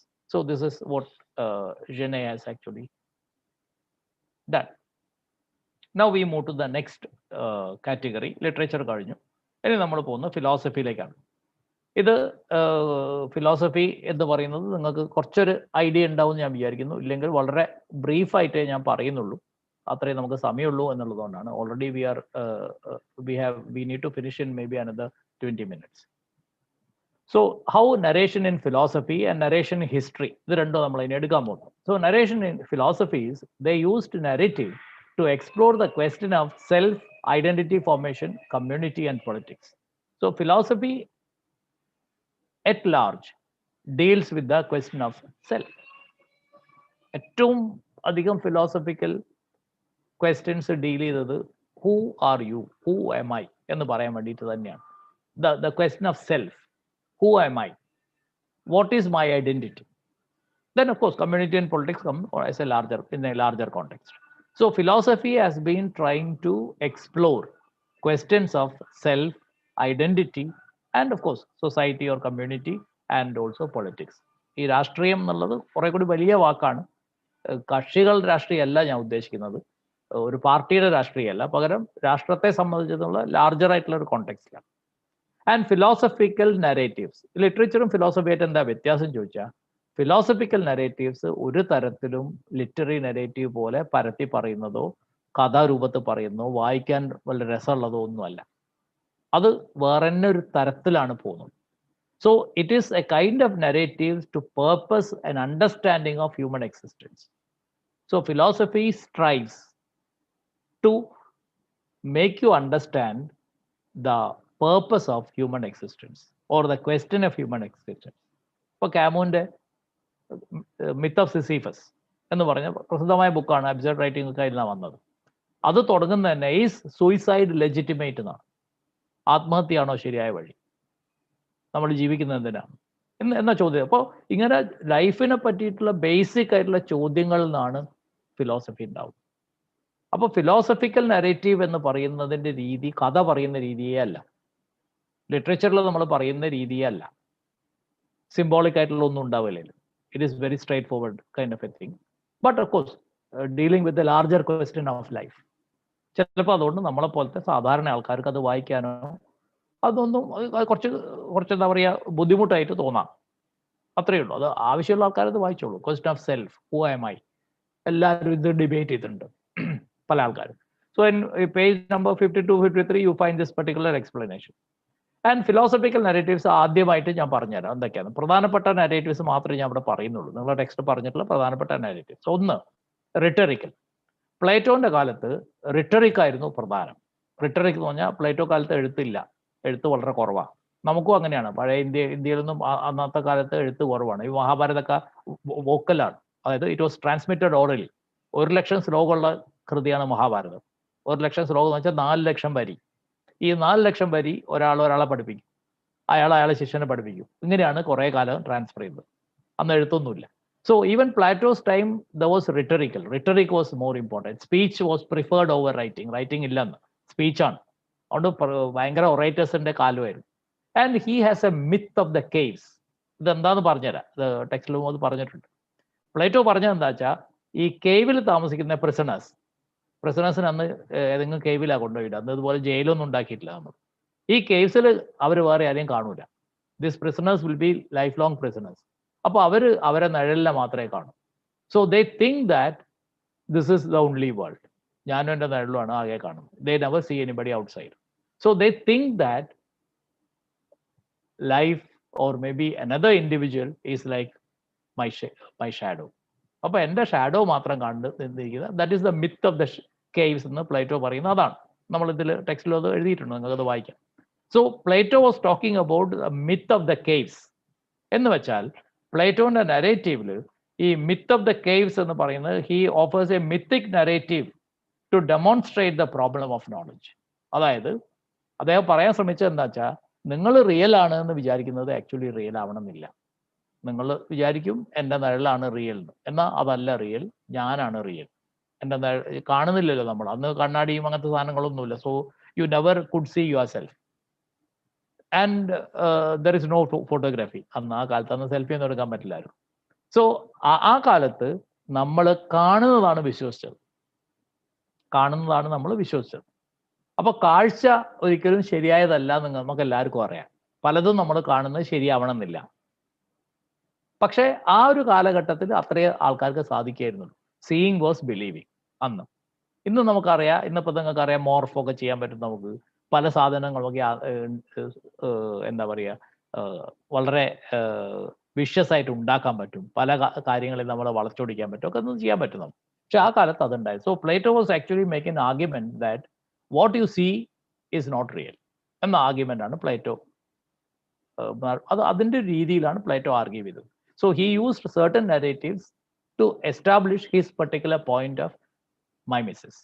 പ്ലേറ്റോനെ പറ്റി ഞാൻ നേരത്തെ പറഞ്ഞിട്ടുണ്ട്. അദ്ദേഹമാണ് ആദ്യമായിട്ട് art is imitation എന്ന mimetic theory കൊണ്ടുവന്നിട്ടുള്ളത്. So when you come to Bacon for example, അത് Plato കഴിഞ്ഞ് നമ്മൾ വലിയ ജമ്പ് നടത്തുകയാണ്. Bacon comes in the towards the after Shakespeare. So ബേക്കണിന്റെ കാലത്ത് എന്താ വെച്ചാൽ, ബേക്കണിന്റെ കാലത്താണ് ആളുകൾ, ഇംഗ്ലണ്ടിലെ ആൾക്കാർ പ്രത്യേകിച്ച്, ഇംഗ്ലണ്ട് വലിയ കൊളോണിയൽ രാജ്യമായിരുന്നു, ഇംഗ്ലണ്ട്, ഫ്രാൻസ്, ഇതൊക്കെ തന്നെ. ഇവരൊക്കെ പണി എന്താ വെച്ചാൽ, രാവിലെ ആകുമ്പോൾ നമ്മൾ പോകുമ്പോൾ ഒരു ബോട്ടും ഒരു തോണിയോ അല്ല ഒരു കപ്പലും എടുത്ത് ഇറങ്ങും ലോകം കണ്ടുപിടിക്കാൻ. Exploration. It was a great age of exploration. Everybody was moving out in the sea to find new lands. അപ്പോൾ പുതിയ ലോകം കണ്ടുപിടിക്കുന്നത്, ന്യൂ അറ്റ്ലാന്റിസ് എന്നാണ് അതിന് പറയുന്നത്. പുതിയ ലോകം കണ്ടുപിടിക്കാനുള്ള ഭയങ്കരമായ ശ്രമത്തിലായിരുന്നു മനുഷ്യന്മാർ. അപ്പൊ അതിന് പറ്റുന്ന എക്സ്പ്ലോറേഷനുമായിട്ട് ബന്ധപ്പെട്ട ധാരാളം കാര്യങ്ങൾ ബേക്കൺ എഴുതിയിട്ടുണ്ട്. ബേക്കണിന്റെ ഏറ്റവും അധികം എഴുതിയിട്ടുള്ളത്, Bacon use the image of a new country and the image of exploration and discovery to promote philosophy of learning. Philosophy of learning promote ചെയ്യാൻ വേണ്ടി ബേക്കൺ പറഞ്ഞിരിക്കുന്നത് ഈ യാത്രകളെ പറ്റിയിട്ടും പുതിയ ഡിസ്കവറിയെ പറ്റിയിട്ടും ഒക്കെയാണ്. അന്ന് ഡിസ്കവറി എന്ന് പറഞ്ഞാൽ പുതിയ രാജ്യം ഡിസ്കവർ ചെയ്യുന്ന. ഇന്ന് നമുക്ക് അങ്ങനെ പറ്റില്ല, കാരണം നമുക്ക് എല്ലാ രാജ്യങ്ങളും അറിയാം. ഒരു ഗ്ലോബിനെ പറ്റിയിട്ട് അല്ലെ ഭൂമിയെ പറ്റി അറിയാത്ത ആരും തന്നെ ഉണ്ടാവില്ല. Almost everybody, even a child knows which are the 5 continents we have, right? But in those days it was difficult. Nobody knew exactly what was there in the earth. So people started exploring. It was a great experiment. അപ്പോൾ ആ തരത്തിലുള്ള narrative രീതികളാണ് bacon ഉപയോഗിച്ചത്. അതേസമയം James the ഫസ്റ്റിലേക്ക് വരുമ്പോൾ, James the first എന്ന് പറഞ്ഞാൽ divine right തിയറിയുടെ ആളാണ്. നിങ്ങൾക്ക് ചരിത്രത്തിൽ നിങ്ങൾ പഠിച്ചിട്ടുണ്ടാവും. James argued that he used a narrative of sickness and medicine and ഡോക്ടറേയും പറഞ്ഞിട്ടുണ്ട്, സിക്നസും മെഡിസിനും. And also he made the role of the king was destined by God. ഇതാണ് അദ്ദേഹത്തിന് ഡിവൈൻ റൈറ്റ് തിയറി. മനുഷ്യനെ ഭരിക്കാൻ വേണ്ടി ദൈവം ഉണ്ടാക്കിയ ആളാണ് രാജാവ്. അപ്പൊ രാജാവിനെ ചോദ്യം ചെയ്ത അത് ആരെ ചോദ്യം ചെയ്യും പോലെയാണ്? ദൈവത്തെ ചോദ്യം ചെയ്യുമ്പോഴാണ്. This is what you call divine right theory. So in narratives, he trying to argue that the country is like a body and the king is a physician. അപ്പോൾ അദ്ദേഹം ഉപയോഗിച്ച മെത്തേഡ് അതാണ്. രാജ്യം എന്ന് പറയുന്നത് ശരീരമാണ്, അതിന് തകരാറുകൾ ഉണ്ടാവുക, രോഗങ്ങൾ ഉണ്ടാവുക. അപ്പോൾ അതിനെ ചികിത്സിക്കേണ്ട ആളാരാണ്? ഹെഡ് ഓഫ് ദ സ്റ്റേറ്റ്, അതായത് രാജാവ്. ഈ രാജാവിനെ ആര് വയ്ക്കുന്നതാണ്? Divine right theory by God. And also he argued that further that it is the duty of the king, the doctor, to safeguard the body. ഈ ബോഡിയെ രോഗം നിന്ന് രക്ഷിക്കേണ്ട ഉത്തരവാദിത്വം ആർക്കാണ്? ഡോക്ടർക്കാണ്. ഈ ഡോക്ടർ ആരാണ്? രാജാവാണ്. So this is the argument of James I, where he uses the narrative of sickness and medicine. Medicine sickness cure ചെയ്യാൻ കൊടുക്കുന്നതാണ്. ഇത് കൊടുക്കുന്ന ആളാണ് രാജാവ്. അങ്ങനെ രാജാവിനെ ഒരു അപ്രമാദിത്വം ഉണ്ടാവാൻ വേണ്ടിയിട്ട്, രാജാവിന് ഒരു രക്ഷകന്റെ റോൾ ഉണ്ടാക്കാൻ വേണ്ടിയിട്ടാണ് ജെയിംസ് ദ ഫസ്റ്റ് നാരേറ്റീവിനെ ഉപയോഗിച്ചത്. Right? And when you come to Locke and Hobbes, John Locke വളരെ പോപ്പുലറായ ഫിലോസഫറാണ്. ലോക്കിന്റെ ഫിലോസഫിയാണ് ബേക്കണിലൊക്കെ വളരെയധികം സ്വാധീനിച്ചിട്ടുള്ളത്. അദ്ദേഹം ഉപയോഗിച്ച ഇതെന്താ വെച്ചാൽ, ഹി യൂസസ് സിറ്റി, അല്ലെങ്കിൽ സിറ്റി എന്ന് പറഞ്ഞാൽ അന്ന് കൊട്ടാരം, രാജഭരണം, ആ ഒരു ലൈനാണ്, തലസ്ഥാനം എന്നുള്ള അർത്ഥത്തിലാണ്. And A large organism to describe monarchy and country. That is, the organism can survive only when all parts of the body, head and other parts of the body work together, function together. And നമുക്ക് എല്ലാവർക്കും അറിയാം, നമ്മളുടെ ശരീരത്തെ മൊത്തത്തിൽ നിയന്ത്രിക്കുന്നത് ഈ ഭാഗമാണ്, തലയാണ്. ഈ തലക്ക് എന്തേലും പറ്റിക്കഴിഞ്ഞാൽ എല്ലാം കഴിഞ്ഞു. പക്ഷെ അതുപോലെ തന്നെ നിങ്ങൾക്കറിയാം, ഇന്ത്യയിൽ ഹാർട്ട് ബീറ്റ് നിൽക്കുമ്പോൾ നമ്മൾ മരിച്ചു എന്ന് പറയുക. ഹാർട്ട് കുറച്ചുകൂടി ബീറ്റ് ചെയ്ത്, നമ്മൾ വളരെ ഇമോഷണൽ ആയിട്ടുള്ള ആൾക്കാരായതുകൊണ്ടായിരിക്കും ചിലപ്പോൾ നമ്മൾ ഹാർട്ടിന് വലിയ പ്രാധാന്യം കൊടുക്കുന്നത്. പക്ഷേ മറ്റ് സ്ഥലങ്ങളിലൊക്കെ തന്നെ പല രാജ്യങ്ങളിലും ബ്രെയിൻ ഡെത്ത് ആണ് പറയും. ബ്രെയിൻ സ്റ്റില്ലായി കഴിഞ്ഞാൽ മരിച്ചു എന്നാണ് പറയും. അപ്പോൾ ഏതാണ് ഏറ്റവും പ്രധാനപ്പെട്ട ഭാഗം? ഹെഡാണ്. ഈ ഹെഡ് ആരാണ്? രാജാവാണ്. അപ്പോൾ രാജാവിനെ ഹെഡ് ഓഫ് ദ സ്റ്റേറ്റ് ആയിട്ട്, ഇപ്പോൾ നമ്മൾ പറയും ഹെഡ് ഓഫ് ദ ഇൻസ്റ്റിറ്റ്യൂഷൻ, പ്രിൻസിപ്പളാണ്. ഹെഡ് ഓഫ് ദ സ്റ്റേറ്റ് നമുക്ക് പ്രൈം മിനിസ്റ്റർ ആണ്, അമേരിക്കയിലാണെങ്കിൽ പ്രസിഡന്റ് ആയിരിക്കും. So John Locke uses the metaphor of body and head. Body standing for people and head standing for the king എന്നത് എഴുതിയിട്ടുണ്ട്. അതേസമയം തന്നെ religious ടെക്സ്റ്റുകളെ പറ്റി പറഞ്ഞാലോ, റിലീജിയസ് ടെക്സ്റ്റുകൾ പറയുന്നത് വാല്യൂസ്, മോറൽസ് ആൻഡ് ട്രൂത്ത്. എല്ലാ റിലീജിയസ് ടെക്സ്റ്റും ഇതാ 3 കാര്യങ്ങളാണ് പറയും. What values you should have, what morals you should keep, and what is the truth. And sacrifice വളരെ പ്രധാനമായിട്ട് ഇസ്ലാമിലും ക്രിസ്ത്യാനിറ്റിയിലും ഉള്ള ഒരു പ്രധാനപ്പെട്ട കോൺസെപ്റ്റ് തന്നെയാണ് സാക്രിഫൈസ്. ദൈവം പറയുന്നു, അതിന് നമ്മൾ തയ്യാറാവും. സ്വന്തം മകനെ ബലി കൊടുത്ത അച്ഛൻ, അങ്ങനെ ഒരുപാട് കാര്യങ്ങൾ അതിലുണ്ട്. ജോബിന്റെ ബുക്ക് ഓഫ് ഫെയ്ത്ത്, ജോബിന്റെ സ്റ്റോറി ഓഫ് ഫെയ്ത്ത്, അത് എല്ലാവർക്കും അറിയണ്ടാവും.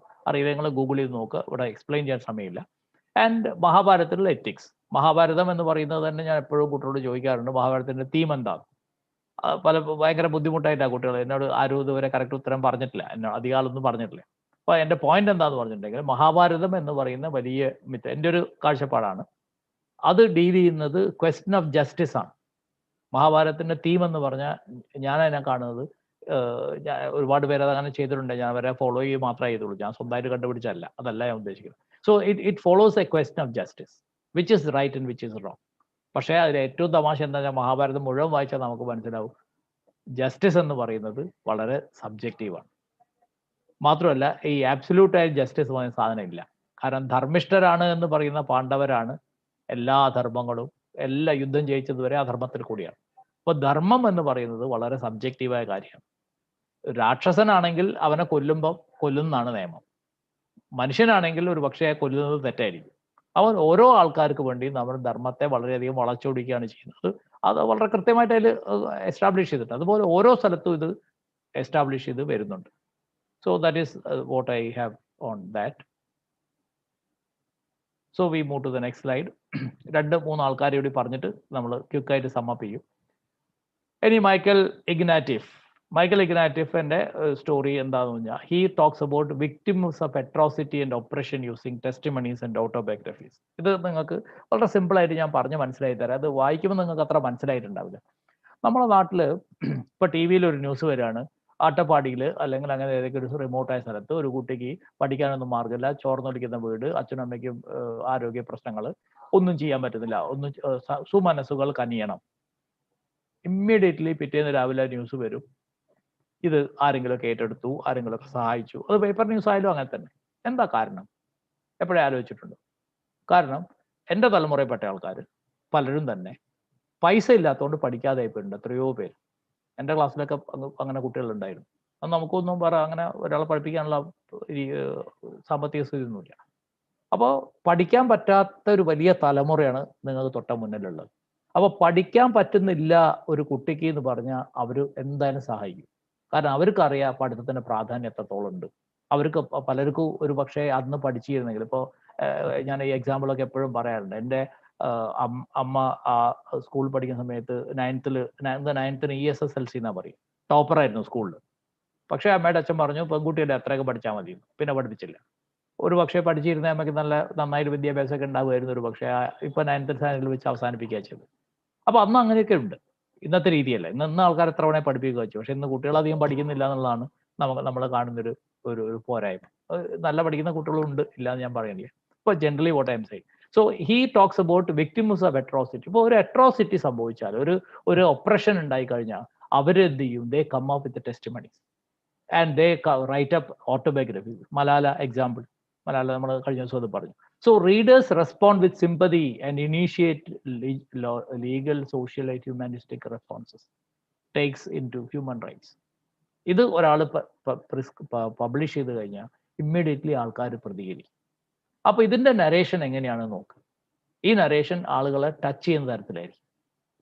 ടച്ച് ചെയ്യാതെ നമ്മൾ നരേറ്റ് ചെയ്താൽ, ഒരു സാധനം കാണിച്ചു, വളരെ മാറ്റർ ഓഫ് ഫാക്റ്റ് ആയിട്ട് ഒരു സിറ്റുവേഷൻ കാണിച്ചു, നിങ്ങൾ നോക്കൂ, ഇതാ ഈ കുട്ടി ഇങ്ങനെയാണ്, ഈ കുട്ടി ഇങ്ങനെയുണ്ട് എന്ന് വെറുതെ എന്നുള്ള ബ്ലാൻഡ് ആയിട്ട് പറഞ്ഞു കഴിഞ്ഞാൽ nobody will pay attention to.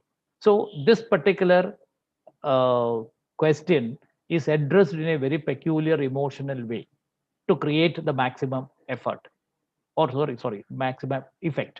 Okay, so we come to Paul Ricoeur. Paul Ricoeur, actually, he talks about the human action can be understood only in a imaginative reconstruction. Mimes is to fiction, imagination and real combined. So how you understand a thing? ഇത് വളരെ interesting ആയിട്ടുള്ള ഒരു observation ആണ്. ഇപ്പൊ നിങ്ങളെ ഒരു front, നിങ്ങളെ പല ഫ്രണ്ട്സും ഉണ്ട്, അവർ പോയിട്ട്, ഇപ്പോൾ നിങ്ങൾ കാണാത്തൊരു സ്ഥലം, അവർ ദുബായി പോയി തിരിച്ചു വന്നിട്ട് നിങ്ങളോട് ദുബായിന്റെ കഥ പറയും. നിങ്ങൾ ദുബായ് കണ്ടിട്ടേ ഇല്ല. നിങ്ങളതെങ്ങനെയാണ് മനസ്സിലാക്കുക? ദുബായിൽ വലിയ 50 നിലയുള്ള ബിൽഡിംഗ് ആണ്, നിങ്ങൾ 50 നിലയുള്ള ബിൽഡിംഗ് കണ്ടിട്ടില്ല. അല്ലെ ബുർജ് ഖലീഫ കണ്ടു, അതിന് 100 ചില്ല നിലകൾ, 170 നിലയുണ്ട്. അപ്പോൾ നിങ്ങൾ മനസ്സിലാക്കുക എങ്ങനെ? You make A imaginative reconstruction of Burj Khalifa in your imagination. നിങ്ങൾ പറയാണ് ബുർജ് ഖലീഫയിൽ ഒരു ലിഫ്റ്റ് ഉണ്ട്, ആ ലിഫ്റ്റിന്റെ സ്പീഡ് എന്ന് പറഞ്ഞാൽ ഒരു സെക്കൻഡ് 20 നില കയറും. ഈ 170 നിലയിലേക്ക് നമ്മൾ പോകാൻ വേണ്ടിയിട്ട് എടുക്കുക 1 മിനിറ്റ് 1.5 മിനിറ്റാണ്. ഇത്ര സ്പീഡ് കയറുന്ന ലിഫ്റ്റാണ്. ഭയങ്കര ഉള്ളിലൊക്കെ ഭയങ്കര ചിത്രപ്പണിയൊക്കെ ഉള്ള ലിഫ്റ്റാണ്. അതൊക്കെ ആർട്ടിഫിഷ്യലായി ചെയ്തതാണെങ്കിൽ പോലും. അപ്പോൾ ഇതിനെ പറ്റിയൊക്കെ നമ്മൾ പറയുമ്പോൾ നമ്മുടെ നാട്ടിലുള്ള ലിഫ്റ്റേ നമ്മൾ കണ്ടിട്ടുള്ളൂ. എന്നാൽ ഈ ലിഫ്റ്റ് നമ്മൾ ഇമാജിൻ ചെയ്യും എങ്ങനെയായിരിക്കും എന്നുള്ളത്. So you make an imaginative reconstruction of what it is to understand what it is. So it is a kind of a mimesis, imitation. നമ്മളെ വെച്ചിട്ട് ഇമിറ്റേറ്റ് ചെയ്യാം. ആൻഡ് കഥയിൽ എന്താ നടക്കുന്നത്? Real life and imagination. ഇപ്പം മുകുന്ദന്റെ മയ്യഴിപ്പുഴയുടെ തീരങ്ങളിൽ അതിലെല്ലാ കഥാപാത്രങ്ങളും മയ്യഴിയിലുള്ള ആൾക്കാരാണ്. പലരെയും വളരെയധികം സാമ്യമുണ്ട്. പക്ഷെ സെൻട്രൽ ക്യാരക്ടറായ ദാസൻ മാത്രം മുകുന്ദന്റെ സൃഷ്ടിയാണ്. ഈ ദാസന് സാമ്യമുള്ള കുറെ ആൾക്കാരുണ്ട്, പക്ഷെ എക്സാക്ട് സ്റ്റോറി അല്ല. അപ്പൊ അവിടെ എന്താ സംഭവിച്ചു വെച്ചാൽ മുകുന്ദൻ എല്ലാ ആൾക്കാരെയും റീക്രിയേറ്റ് ചെയ്തു. സെൻട്രൽ ക്യാരക്ടറിനെ മാത്രം മുകുന്ദന്റെ ഇമാജിനേഷനാണ് കൂടുതൽ ഉപയോഗിച്ചത്. ദാസനെ ചായയുള്ള അല്ലെ ദാസനുമായിട്ട് ബന്ധമുള്ള കഥാപാത്രങ്ങൾ മഹിയിലുണ്ടാവും. പക്ഷെ കൂടുതലായിട്ടും നമ്മൾ മുകുന്ദനെ ഉദ്ദേശിച്ചത് ഇത്തരം കഥാപാത്രം. പക്ഷെ അതിലുള്ള മറ്റു പല കഥാപാത്രങ്ങളും റിയലിസ്റ്റിക് ആണ്, എക്സാക്റ്റ് ആയിട്ടുള്ള അതുപോലെ ആൾക്കാർ അവിടെ മഹിയിലുണ്ടായിരുന്നു. പേര് മാത്രമേ വ്യത്യാസമുള്ളൂ. So in fiction what happens is you combine imagination with reality.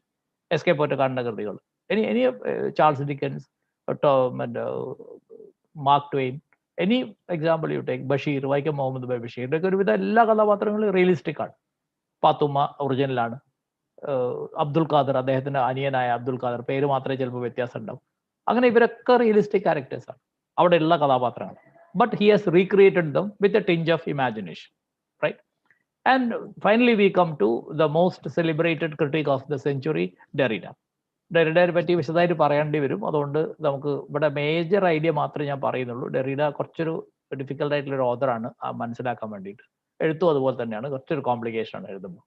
So Derrida talks about deconstruction. ഈ ചോദ്യമാണ് പരീക്ഷയ്ക്ക് ചോദിക്കുക. ഡീകൺസ്ട്രക്ഷൻ എന്ന് പറയുന്ന ഒരു തിയറി മുന്നോട്ട് വെച്ച ആളാണ് ഡെറിഡ. ഡീകൺസ്ട്രക്ഷൻ എന്ന് പറഞ്ഞാൽ ഒരു സാധനം നമ്മൾ കൺസ്ട്രക്ട് ചെയ്യുമ്പോൾ തന്നെ അതിന്റെ എലിമെന്റ്സ് ഓഫ് ഡീകൺസ്ട്രക്ഷനും അതിലുണ്ട്. അതായത് നിർമ്മിക്കുമ്പോൾ തന്നെ അതിൽ അപനിർമ്മാണവും ഉണ്ട് എന്നുള്ളൊരു ആർഗ്യുമെന്റ് ആണ്. അത് വിശദമായിട്ട് പറയേണ്ടതാണ്. ഞാൻ ഇവിടെ അതിന്റെ മീനിങ് മാത്രമേ പറയുന്നുള്ളൂ. സോ ഈ ഒരു പോയിന്റ് മാത്രമേ നമ്മൾ ഇവിടെ എടുക്കുന്നുള്ളൂ ഡെറിഡയുടെ. അതൊന്നെന്താ വെച്ചാൽ privilege of speech over writing. Derrida argued that there is a privilege for speech over writing. കാരണം പ്രധാനമായിട്ട് പറയുന്നത് because the presence of the audience is very relevant in speech. സ്പീച്ചിൽ ഈ ഓഡിയൻസിന്റെ ഒരു പ്രസൻസ് ഉണ്ട്. നേരെ മറിച്ച് എഴുത്തിൽ ഓഡിയൻസിന്റെ പ്രസൻസ് ഇല്ല. കാരണം reader by and large absent ആണ്. ഒരു എഴുത്തുകാരൻ എഴുതുമ്പോൾ ഒരിക്കലും റീഡറെ കാണുന്നില്ല. റീഡർ എഴുതി കഴിഞ്ഞതിന് ശേഷമേ വരൂ. പക്ഷെ പ്രസംഗിക്കുന്ന ആൾക്ക് പ്രസംഗം തുടങ്ങുമ്പോൾ തന്നെ ആരുണ്ടാവും? ഓഡിയൻസ് ഉണ്ടാവും. ഇതായിരിക്കാം സ്പീച്ചിന് പ്രിവിലേജ് ഉണ്ടാവാൻ കാരണം എന്നാണ് ഡെറിഡ ആർഗ്യൂ ചെയ്യുന്നത്. And physical presence and identity. Speech എപ്പോഴും ഫിസിക്കലി പ്രസന്റ് ആണ്. അതാണ് അത് ഐഡന്റിറ്റി ക്രിയേറ്റ് ചെയ്യുന്നത്. So Derrida argues that there is a privilege of speech over writing. അതുകൊണ്ട് തന്നെ അദ്ദേഹം എൻറ്റയർ വെസ്റ്റേൺ ഫിലോസഫിനെ ലോഗോസെൻട്രിക് എന്നാണ് വിശേഷിപ്പിച്ചത്. സെന്റർ ഓൺ ലോഗോസ്, വേർഡ്സ് എന്നുള്ള അർത്ഥത്തിലാണ് പറഞ്ഞത്. നൗ ഹിസ്റ്ററി, ഇത് നിങ്ങൾക്ക് ഇനി വളരെ എളുപ്പമുള്ള ഒരു ഏരിയ ആണ്. ഹിസ്റ്ററിന്റെ നരേഷൻ എങ്ങനെയാണ്? അപ്പോൾ ഹിസ്റ്ററിയുടെ നരേഷൻ എങ്ങനെയാണെന്ന് വെച്ചാൽ Hayden White argues that history is narrated in 3 methods. ഒന്ന് annals mode, listing important events in chronological order. നിങ്ങളെ ബുക്കിൽ 56-58 പേജിലുണ്ട്.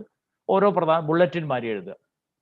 അപ്പോൾ അത് എക്സാമ്പിളായിട്ട് എടുത്ത് ഷിപ്പായി മ്യൂട്ടിനിയാണ് 1857. നമ്മൾ ഫസ്റ്റ് വാർ ഓഫ് ഇൻഡിപെൻഡൻസ് എന്ന് പറയുകയും ഇംഗ്ലീഷുകാർ പരിഹാസത്തോടുകൂടി ഷിപ്പായി മ്യൂട്ടിനി എന്ന് പറയുന്ന ഒരു സാധനം. അതിന് ബുള്ളറ്റിൻ പോയിന്റ്സ് ആണ് ആനൽസ് മോഡ്. ക്രോണിക്കൽ മോഡ് എന്ന് പറഞ്ഞാൽ stories of real events with central theme. അത് കുറച്ച് ഇലാബറേറ്റ് ആയിട്ട് പറയും. എന്നാൽ ഹിസ്റ്റോറിക്കൽ നരേറ്റീവിൽ വളരെ ഡീറ്റെയിൽ ആയ നരേഷൻ ഉണ്ടാവും. And all the examples are given in your text in page number 56 and 57. എല്ലാത്തിൻ്റെ എക്സാമ്പിൾ അടക്കം പറയുന്നുണ്ട്. അത് വൃദ്ധ വായിച്ച് നോക്കിയാൽ മതി. In annals mode it is bulletin method. In chronicle mode there will be narration plus bulletin. And historical narrative it's a very detailed. ഇപ്പോൾ ഷിപ്പായി മ്യൂട്ടിനി എങ്ങനെ ഉണ്ടായി ചോദിച്ചാൽ അതിൻ്റെ എല്ലാ കാര്യങ്ങളും കഥ പറയും പോലെ പറഞ്ഞിട്ടുണ്ട്. That is called historical narrative. And documentation is a documentation എങ്ങനെയാണ് നടക്കുന്നത് നോക്കാം. ഡോക്യുമെന്റേഷൻ പല രീതിയുണ്ട്. അല്ല, ആദ്യത്തെ കാലത്തെ ഡോക്യുമെന്റേഷൻ എങ്ങനെയാണെന്ന് കൂടി ഇതിൽ പറയാം. നമ്മൾ ആദ്യത്തെ കാല ഡോക്യുമെന്റേഷൻ എങ്ങനെയാണെന്ന് വെച്ചാൽ കഥകളാണ്. കഥയിലാണ് ഡോക്യുമെന്റേഷൻ ഉണ്ടായിരുന്നത് പണ്ട്. പാട്ടുകൾ, കഥകൾ. ഇപ്പോൾ വടക്കൻ പാട്ട് എന്ന് പറയുന്ന നമ്മുടെ വടക്കൻ പാട്ടുകൾ എന്ന് പറയുന്ന കച്ചോളിതൻ്റെ ഒക്കെ കഥ മുഴുവനായിട്ടും പാട്ടിലാണുള്ളത്. എല്ലാം കഥകളും ഇത്തരം പാട്ടുകളിലാണ് ഉള്ളത്. അത് എക്സാജറേഷൻ ഉണ്ടാവാം ചിലപ്പോൾ, നമുക്കറിയില്ല. പക്ഷേ പാട്ടിലാണ് അത് സ്റ്റോർ ചെയ്തിട്ടുള്ളത്. പേഴ്സണൽ സ്റ്റോറീസ്, ഇപ്പം നിങ്ങൾക്ക് എല്ലാവർക്കും അറിയാം, ഇബിൻ ബത്തൂത്ത, ഹുവാൻ സാങ്, ഇവരൊക്കെ നിങ്ങൾ പണ്ട് പഠിച്ചിട്ടുണ്ട്. ഇവരൊക്കെ ട്രാവലേഴ്സ് ആയിരുന്നു. ഇവരെ ട്രാവൽ റൈറ്റിംഗ് എന്നാണ് നമ്മൾ ഹിസ്റ്ററി റീക്രിയേറ്റ് ചെയ്തത്. അന്ന് ഇവർക്കൊന്നും ഇവർ അറിഞ്ഞിരുന്നില്ല അന്ന് ഇവർ ഹിസ്റ്ററി എഴുതുന്നത്. ഇബിൻ ബത്തൂത്തയുടെ ട്രാവലോഗ് എന്നാണ് നമ്മൾ ഇന്ത്യയുടെ ചരിത്രം എഴുതിയിട്ടുള്ളത്. അതായത് നമ്മൾ റൈറ്റിംഗ് ബാക്ക് എന്ന് വേണേൽ പറയാം. അത് വെച്ചിട്ട് നമ്മൾ ചരിത്രം കണ്ടുപിടിക്കുക ചെയ്തത്. ഹദീസിനെ പറ്റി പറയുന്നു. പ്രൊഫറ്റ് മുഹമ്മദിന്റെ വേർഡ്സിനെ ഇന്റർപ്രറ്റ് ചെയ്യാണ് ഹദീസുകൾ ചെയ്യുന്നത്. അതുപോലെ so it is just giving a elaborate explanation to what has been said by prophet Muhammad. Or may be വേദങ്ങളുടെ ഇന്റർപ്രിട്ടേഷൻ ആണ് മറ്റു പിന്നീട് വന്ന പല ആൾക്കാരും ചെയ്യുന്നത്. അതുപോലെ ഹിന്ദു ഓറൽ എപ്പിക്സ്, ഞാൻ നേരത്തെ പറഞ്ഞു, മഹാഭാരതവും രാമായണവും ഓറലായിട്ടാണ് ട്രാൻസ്മിറ്റ് ചെയ്തത്. അന്ന് എഴുതിയിട്ടുണ്ടായിരുന്നില്ല ആ കാലത്ത്. African praise song for ancestors. ആഫ്രിക്കയിൽ അവരെന്താ ചെയ്തത് വെച്ചാൽ മരിച്ചുപോയ ആൾക്കാരെ പറ്റിയിട്ട് നല്ല നല്ല പ്രൈസ് ചെയ്തിട്ട് പാട്ടുകൾ ഉണ്ടാക്കി. ഈ പാട്ടിൽ നിന്നാണ് നമ്മൾ പഴയ ആൾക്കാരെ ട്രേസ് ചെയ്തത്. അവർക്ക് എങ്ങനെയാണ് അവരുടെ ചരിത്രം എന്തായിരുന്നു ഒക്കെ നമ്മൾ ട്രേസ് ചെയ്തത്. ഒരു പക്ഷേ ഈജിപ്ഷ്യൻ പിരമിഡിൽ നിന്നാണ് നമ്മൾ അതിൻ്റെ ചരിത്രം റീക്രിയേറ്റ് ചെയ്യുന്നത്. അപ്പോൾ ആ നാട്ടിലുള്ള പാട്ടുകൾ, കലാരൂപങ്ങൾ, ചിത്രങ്ങൾ, അതിൽ നിന്നൊക്കെ നമ്മൾ റീക്രിയേറ്റ് ചെയ്യും. ഗുഹാചിത്രങ്ങളിൽ നിന്നാണ് ആ കാലത്തെ ജീവിതം നമ്മൾ റീക്രിയേറ്റ് ചെയ്യും. ഇടയ്ക്കൽ ഗുഹയിൽ പോയി കഴിഞ്ഞാൽ നിങ്ങൾക്ക് ഇത്തരം ഗുഹാചിത്രങ്ങൾ കാണാം. ആ സമയത്ത് ആൾക്കാർ എങ്ങനെ ചിന്തിച്ചിരുന്നു, എന്തൊക്കെയാണ് ആൾക്കാർ ചെയ്തത്, അവരെ എന്ത് വളർത്തുമൃഗങ്ങൾ അവർക്ക് കൂടെ ഉണ്ടായിരുന്നു, ഇതൊക്കെ നമ്മൾ പഠിക്കുന്നത് ഈ ചിത്രങ്ങളിലാണ്. So you are recreating history from the available documents. It can be a song, it can be a painting, it can be a story. So this is how it was documented. അല്ല ഇന്നത്തെ മാതിരി photo എടുത്ത് ആർക്കൈവ്സിലെ ഒരു രീതിയിലുള്ള ഒരു documentation ആ കാലത്ത് ഉണ്ടായിരുന്നില്ല. That is my point. Now we move to the final, another 5 minutes we will wind up. Textuality and reading. ഈ 3 വിഭാഗത്തു നിന്ന് പരീക്ഷയ്ക്ക് ചോദിക്കാൻ വളരെ സാധ്യതയുള്ള ഏരിയയാണ് ഓതർ, ടെക്സ്റ്റ്, റീഡർ. ഇത് 3 നിങ്ങൾക്ക് അറിയാൻ ഞാൻ വിചാരിക്കുന്നു. അതിൽ ഓരോ പോയിന്റ് മാത്രം ഇതിൽ പറഞ്ഞു വരാം. ന്യൂ ക്രിറ്റിസിസം എന്ന് പറയുന്ന 1930s അമേരിക്കയിൽ തുടങ്ങിയതാണ്. ഈ ആളുകൾ അതുവരെ നമുക്ക് എഥോറിയൽ ഇമ്പോർട്ടൻസ് ഉണ്ടായിരുന്നത്. അതുവരെ നമുക്ക് ഈ 3 ഏജൻസികൾ ഓതർ, ടെക്സ്റ്റ്, റീഡർ, ഈ 3 എണ്ണത്തിൽ ഓതറിനായിരുന്നു എല്ലാ കാലത്തും പ്രാധാന്യം. He was a subject. Number 1 പോസ്റ്റിലെ ഓതറായിരുന്നു കുറേ കാലം. ന്യൂ ക്രിറ്റിസിസത്തോട് കൂടിയിട്ട് ഓതറിന്റെ പ്രാധാന്യം കുറേശ്ശെ മങ്ങുകയും text begins to capture the position. Text കുറെ കൂടി പ്രാധാന്യത്തോടു കൂടി വന്നു. ബാത്തിലേക്ക് വന്നപ്പോൾ, ബാത്താണ് ഡെത്ത് ഓഫ് ദ ഓതർ എന്നുള്ള ബുക്ക് എഴുതിയത്. വളരെ പ്രധാനപ്പെട്ട എസ്സേ ആണ് ബാത്തിന്റെ. ഇത് ആരാ എഴുതിയെന്ന് പ്രത്യേകിച്ച് ചോദിക്കാൻ താഴെ എഴുതിയിട്ടുണ്ട്. Roland Barthes talks about a literary work no longer a stable structure. It is unlimited and open to many interpretations. ഇതാണ് ബാത്തിന്റെ പ്രധാനപ്പെട്ട ആർഗ്യുമെന്റ്. അതായത് ഒരു കഥ എഴുത്തുകാരൻ എഴുതി കഴിഞ്ഞാൽ അത് പിന്നെ വായനക്കാരൻ്റെതാണ്. വായനക്കാരെ ഇഷ്ടമുള്ള രീതിയിൽ വ്യാഖ്യാനിക്കുന്നത്. പിന്നെ എഴുത്തുകാരന് അതിനെപ്പറ്റി യാതൊരു റോളും ഇല്ല. എഴുത്തുകാരന് അതിലൊന്നും തൊടാൻ പറ്റൂല. വായനക്കാരൻ എങ്ങനെ വേണേൽ അതിനെ വ്യാഖ്യാനിക്കാം. അപ്പൊ എത്ര വായന വേണമെങ്കിലും ഒരു കഥയ്ക്ക് വരാം. നിങ്ങൾക്ക് ചിലപ്പോൾ കേട്ടിട്ടുണ്ടാവും, നിങ്ങൾ ഒരു കഥയിലേക്ക്, ഒരു കവിതയ്ക്ക് 100 ഇന്റർപ്രിട്ടേഷൻ ഉണ്ട്. ഇപ്പോൾ ഉദാഹരണമായിട്ട് ഹോപ്കിൻസ് എന്ന് പറയുന്ന ഒരു കവിയുണ്ട്. അദ്ദേഹത്തിന്റെ പ്രസിദ്ധമായ ഒരു കവിതയായിരുന്നു സോണറ്റാണ് വിൻഹോവർ. വിൻഹോവറിന് ഏകദേശം 100 വ്യാഖ്യാനങ്ങളുണ്ട്. എന്ന് വെച്ചാൽ 100 വ്യത്യസ്തമായ രീതിയിൽ കവിത വായിക്കാം. അപ്പോൾ ഹോപ്കിൻസ് ഒരിക്കലും വിചാരിച്ചിട്ടുണ്ടാവില്ല തൻ്റെ ഈ കവിത ഇങ്ങനെ കോംപ്ലിക്കേറ്റഡ് ആയിട്ട് ആൾക്കാർ കാണുന്നുള്ളൂ. അപ്പോൾ ഒരു കഥയ്ക്ക്, ഒരു ടെക്സ്റ്റിന്, അതാണ് ഞാൻ അടുത്തതായിട്ട് പറയാൻ ശ്രമിക്കുന്നത്. Reader place the text. ഈ പ്ലേ എന്നുള്ള വാക്കിന് പകരം റീഡ് എന്നാക്കിയാൽ മതി. Reads A text, text place the reader. ചിലപ്പോൾ ടെക്സ്റ്റ് റീഡറെ കൊണ്ട് വായിപ്പിക്കും. ചില ടെക്സ്റ്റുകൾ അങ്ങനെയാണ്, ഒറ്റ രീതിയിൽ വായിക്കാൻ പറ്റില്ല, പല രീതിയിൽ വായിക്കാൻ പറ്റും. ചില ടെക്സ്റ്റുകൾക്ക് ആ പ്രത്യേകതയുണ്ട്. എല്ലാ ടെക്സ്റ്റും ഞാൻ പറയുന്നില്ല. And rejects the authority. ഈ വാക്ക് പ്രത്യേകം ശ്രദ്ധിക്കുക. ഓഥർ എന്നുള്ള വാക്കാണ് ഞാൻ ഉദ്ദേശിക്കുന്നത്. ഓഥറിനെ റിജക്റ്റ് ചെയ്യുന്നു. ടെക്സ്റ്റുകൾ ഓഥറെ റിജക്റ്റ് ചെയ്യുന്നു. സാധാരണ നമ്മൾ എന്താ ചെയ്യുക, പണ്ടൊക്കെ സ്കൂളൊക്കെ പഠിപ്പിക്കുന്ന നമുക്ക് ഓർമ്മ ഉണ്ടാവും. വേർഡ്സ്വർത്തിന്റെ കവിത പഠിപ്പിച്ച് ഉടനെ പറയും വേർഡ്സ്വർത്ത് ഇങ്ങനെ ചെയ്തപ്പാണ് ഈ കവിത എഴുതിയത്. അതായത് നമ്മൾ we always locate the meaning of A text in the life of the author. That is A common practice we have been doing. Right from school classes, you were told that the meaning of the text lies in the life of the author. അല്ലെങ്കിൽ ഓഥറിന്റെ എന്തെങ്കിലും ഒരു ജീവിതത്തിലെ ഒരു സംഭവത്തിലേക്ക് നമ്മൾ അതിനെ ചുരുക്കും. എന്നാൽ ഓഥറെ ഉപേക്ഷിച്ച് കഴിഞ്ഞാൽ ഈ ടെക്സ്റ്റിന് ഇൻഡിപെൻഡന്റ് ആയിട്ടുള്ള മീനിങ് ഉണ്ടാവും. It is not dependent on the author. നിങ്ങൾക്ക് ഓഥറെ പേര് മായച്ചിട്ട് ഒരു ബുക്ക് തന്നാൽ, അല്ലെങ്കിൽ ഒരു കവിത തന്നാൽ, നിങ്ങളത് സ്വന്തമായിട്ട് വ്യാഖ്യാനിക്കും. നിങ്ങൾക്ക് അറിയില്ല അതാരാ എഴുതിയെന്ന്. ഞാൻ പറഞ്ഞാലല്ലേ നിങ്ങൾ റൊമാൻറ്റിക് റൈറ്റർ ആണോ അല്ലെ വിക്ടോറിയൻ റൈറ്റർ ആണോ എന്ന് അറിയൂ, അല്ലെ മോഡേൺ ആണോ എന്ന് അറിയൂ. തന്നിട്ടില്ലെങ്കിലോ നിങ്ങൾ ഇഷ്ടം പോലെ വ്യാഖ്യാനിക്കും. അപ്പൊ ആ ഒരു കഴിവ്, ആ ഒരു രീതി ആണ് അതോറിറ്റീനെ അല്ലെ ഓഥറിനെ റിജക്ട് ചെയ്യുന്നത്. Of author over text meaning. So author is no longer regarded as the giver of meaning. Author is no longer regarded as the meaning provider. And that is exactly the argument of Barth in the essay Death of the Author. There is no final or true meaning. നമ്മൾ എപ്പോഴും പണ്ട് പഠിപ്പിക്കുമ്പോൾ പറയാറ് ഇതാണ് author ഉദ്ദേശിച്ചതെന്നാണ്. എന്നാൽ പിന്നീട് നമ്മൾ അത് കംപ്ലീറ്റ് ഉപേക്ഷിക്കുകയും ഓഥർ എന്ത് ഉദ്ദേശിച്ചാൽ തിരക്കില്ല, ഞാനിത് ഇങ്ങനെയാണ് വായിക്കുന്നത്. So that has the text has attained a kind of a liberation from the clutches of the author. ഓഥറിന്റെ അടുത്തുനിന്ന് ഒരു സ്വയംഭരണം ആയി സ്ഥാപനമായിട്ട് മാറുകയാണ് ആര് ചെയ്യുന്നത്, ടെക്സ്റ്റ് ചെയ്യുന്നു. And Barthes talks about a work from text. ഇത് അദ്ദേഹത്തിൻ്റെ ഒരു എസ്സേ തന്നെയാണ്, from work to text. Work എന്ന് പറഞ്ഞാൽ പ്രിന്റഡ് ബുക്കാണ്, ടെക്സ്റ്റ് എന്ന് പറഞ്ഞാൽ നരേറ്റീവാണ്. ഇപ്പം ബാത്ത് പറയുന്നത് ഇത്രയേ ഉള്ളൂ, ഒരു പ്രിന്റഡ് ബുക്കിന് അസംഖ്യം വായനകൾ ഉണ്ടാവാം. 100 ആൾ വായിച്ചാൽ 100 രീതിയിലേക്ക് അത് വായിക്കുന്നത്. സിനിമ കാണുമ്പോൾ തന്നെ ഒരു സിനിമ കണ്ടാൽ 100 ആൾക്കാർ 100 അഭിപ്രായം പറയും. അതുപോലെ വർക്ക് എന്ന് പറയുന്നത് പ്രിന്റഡ് ബുക്കാണ്, ടെക്സ്റ്റ് എന്ന് പറയുന്നത് നരേറ്റീവാണ്. That how a reader reads. So a work will have number of text.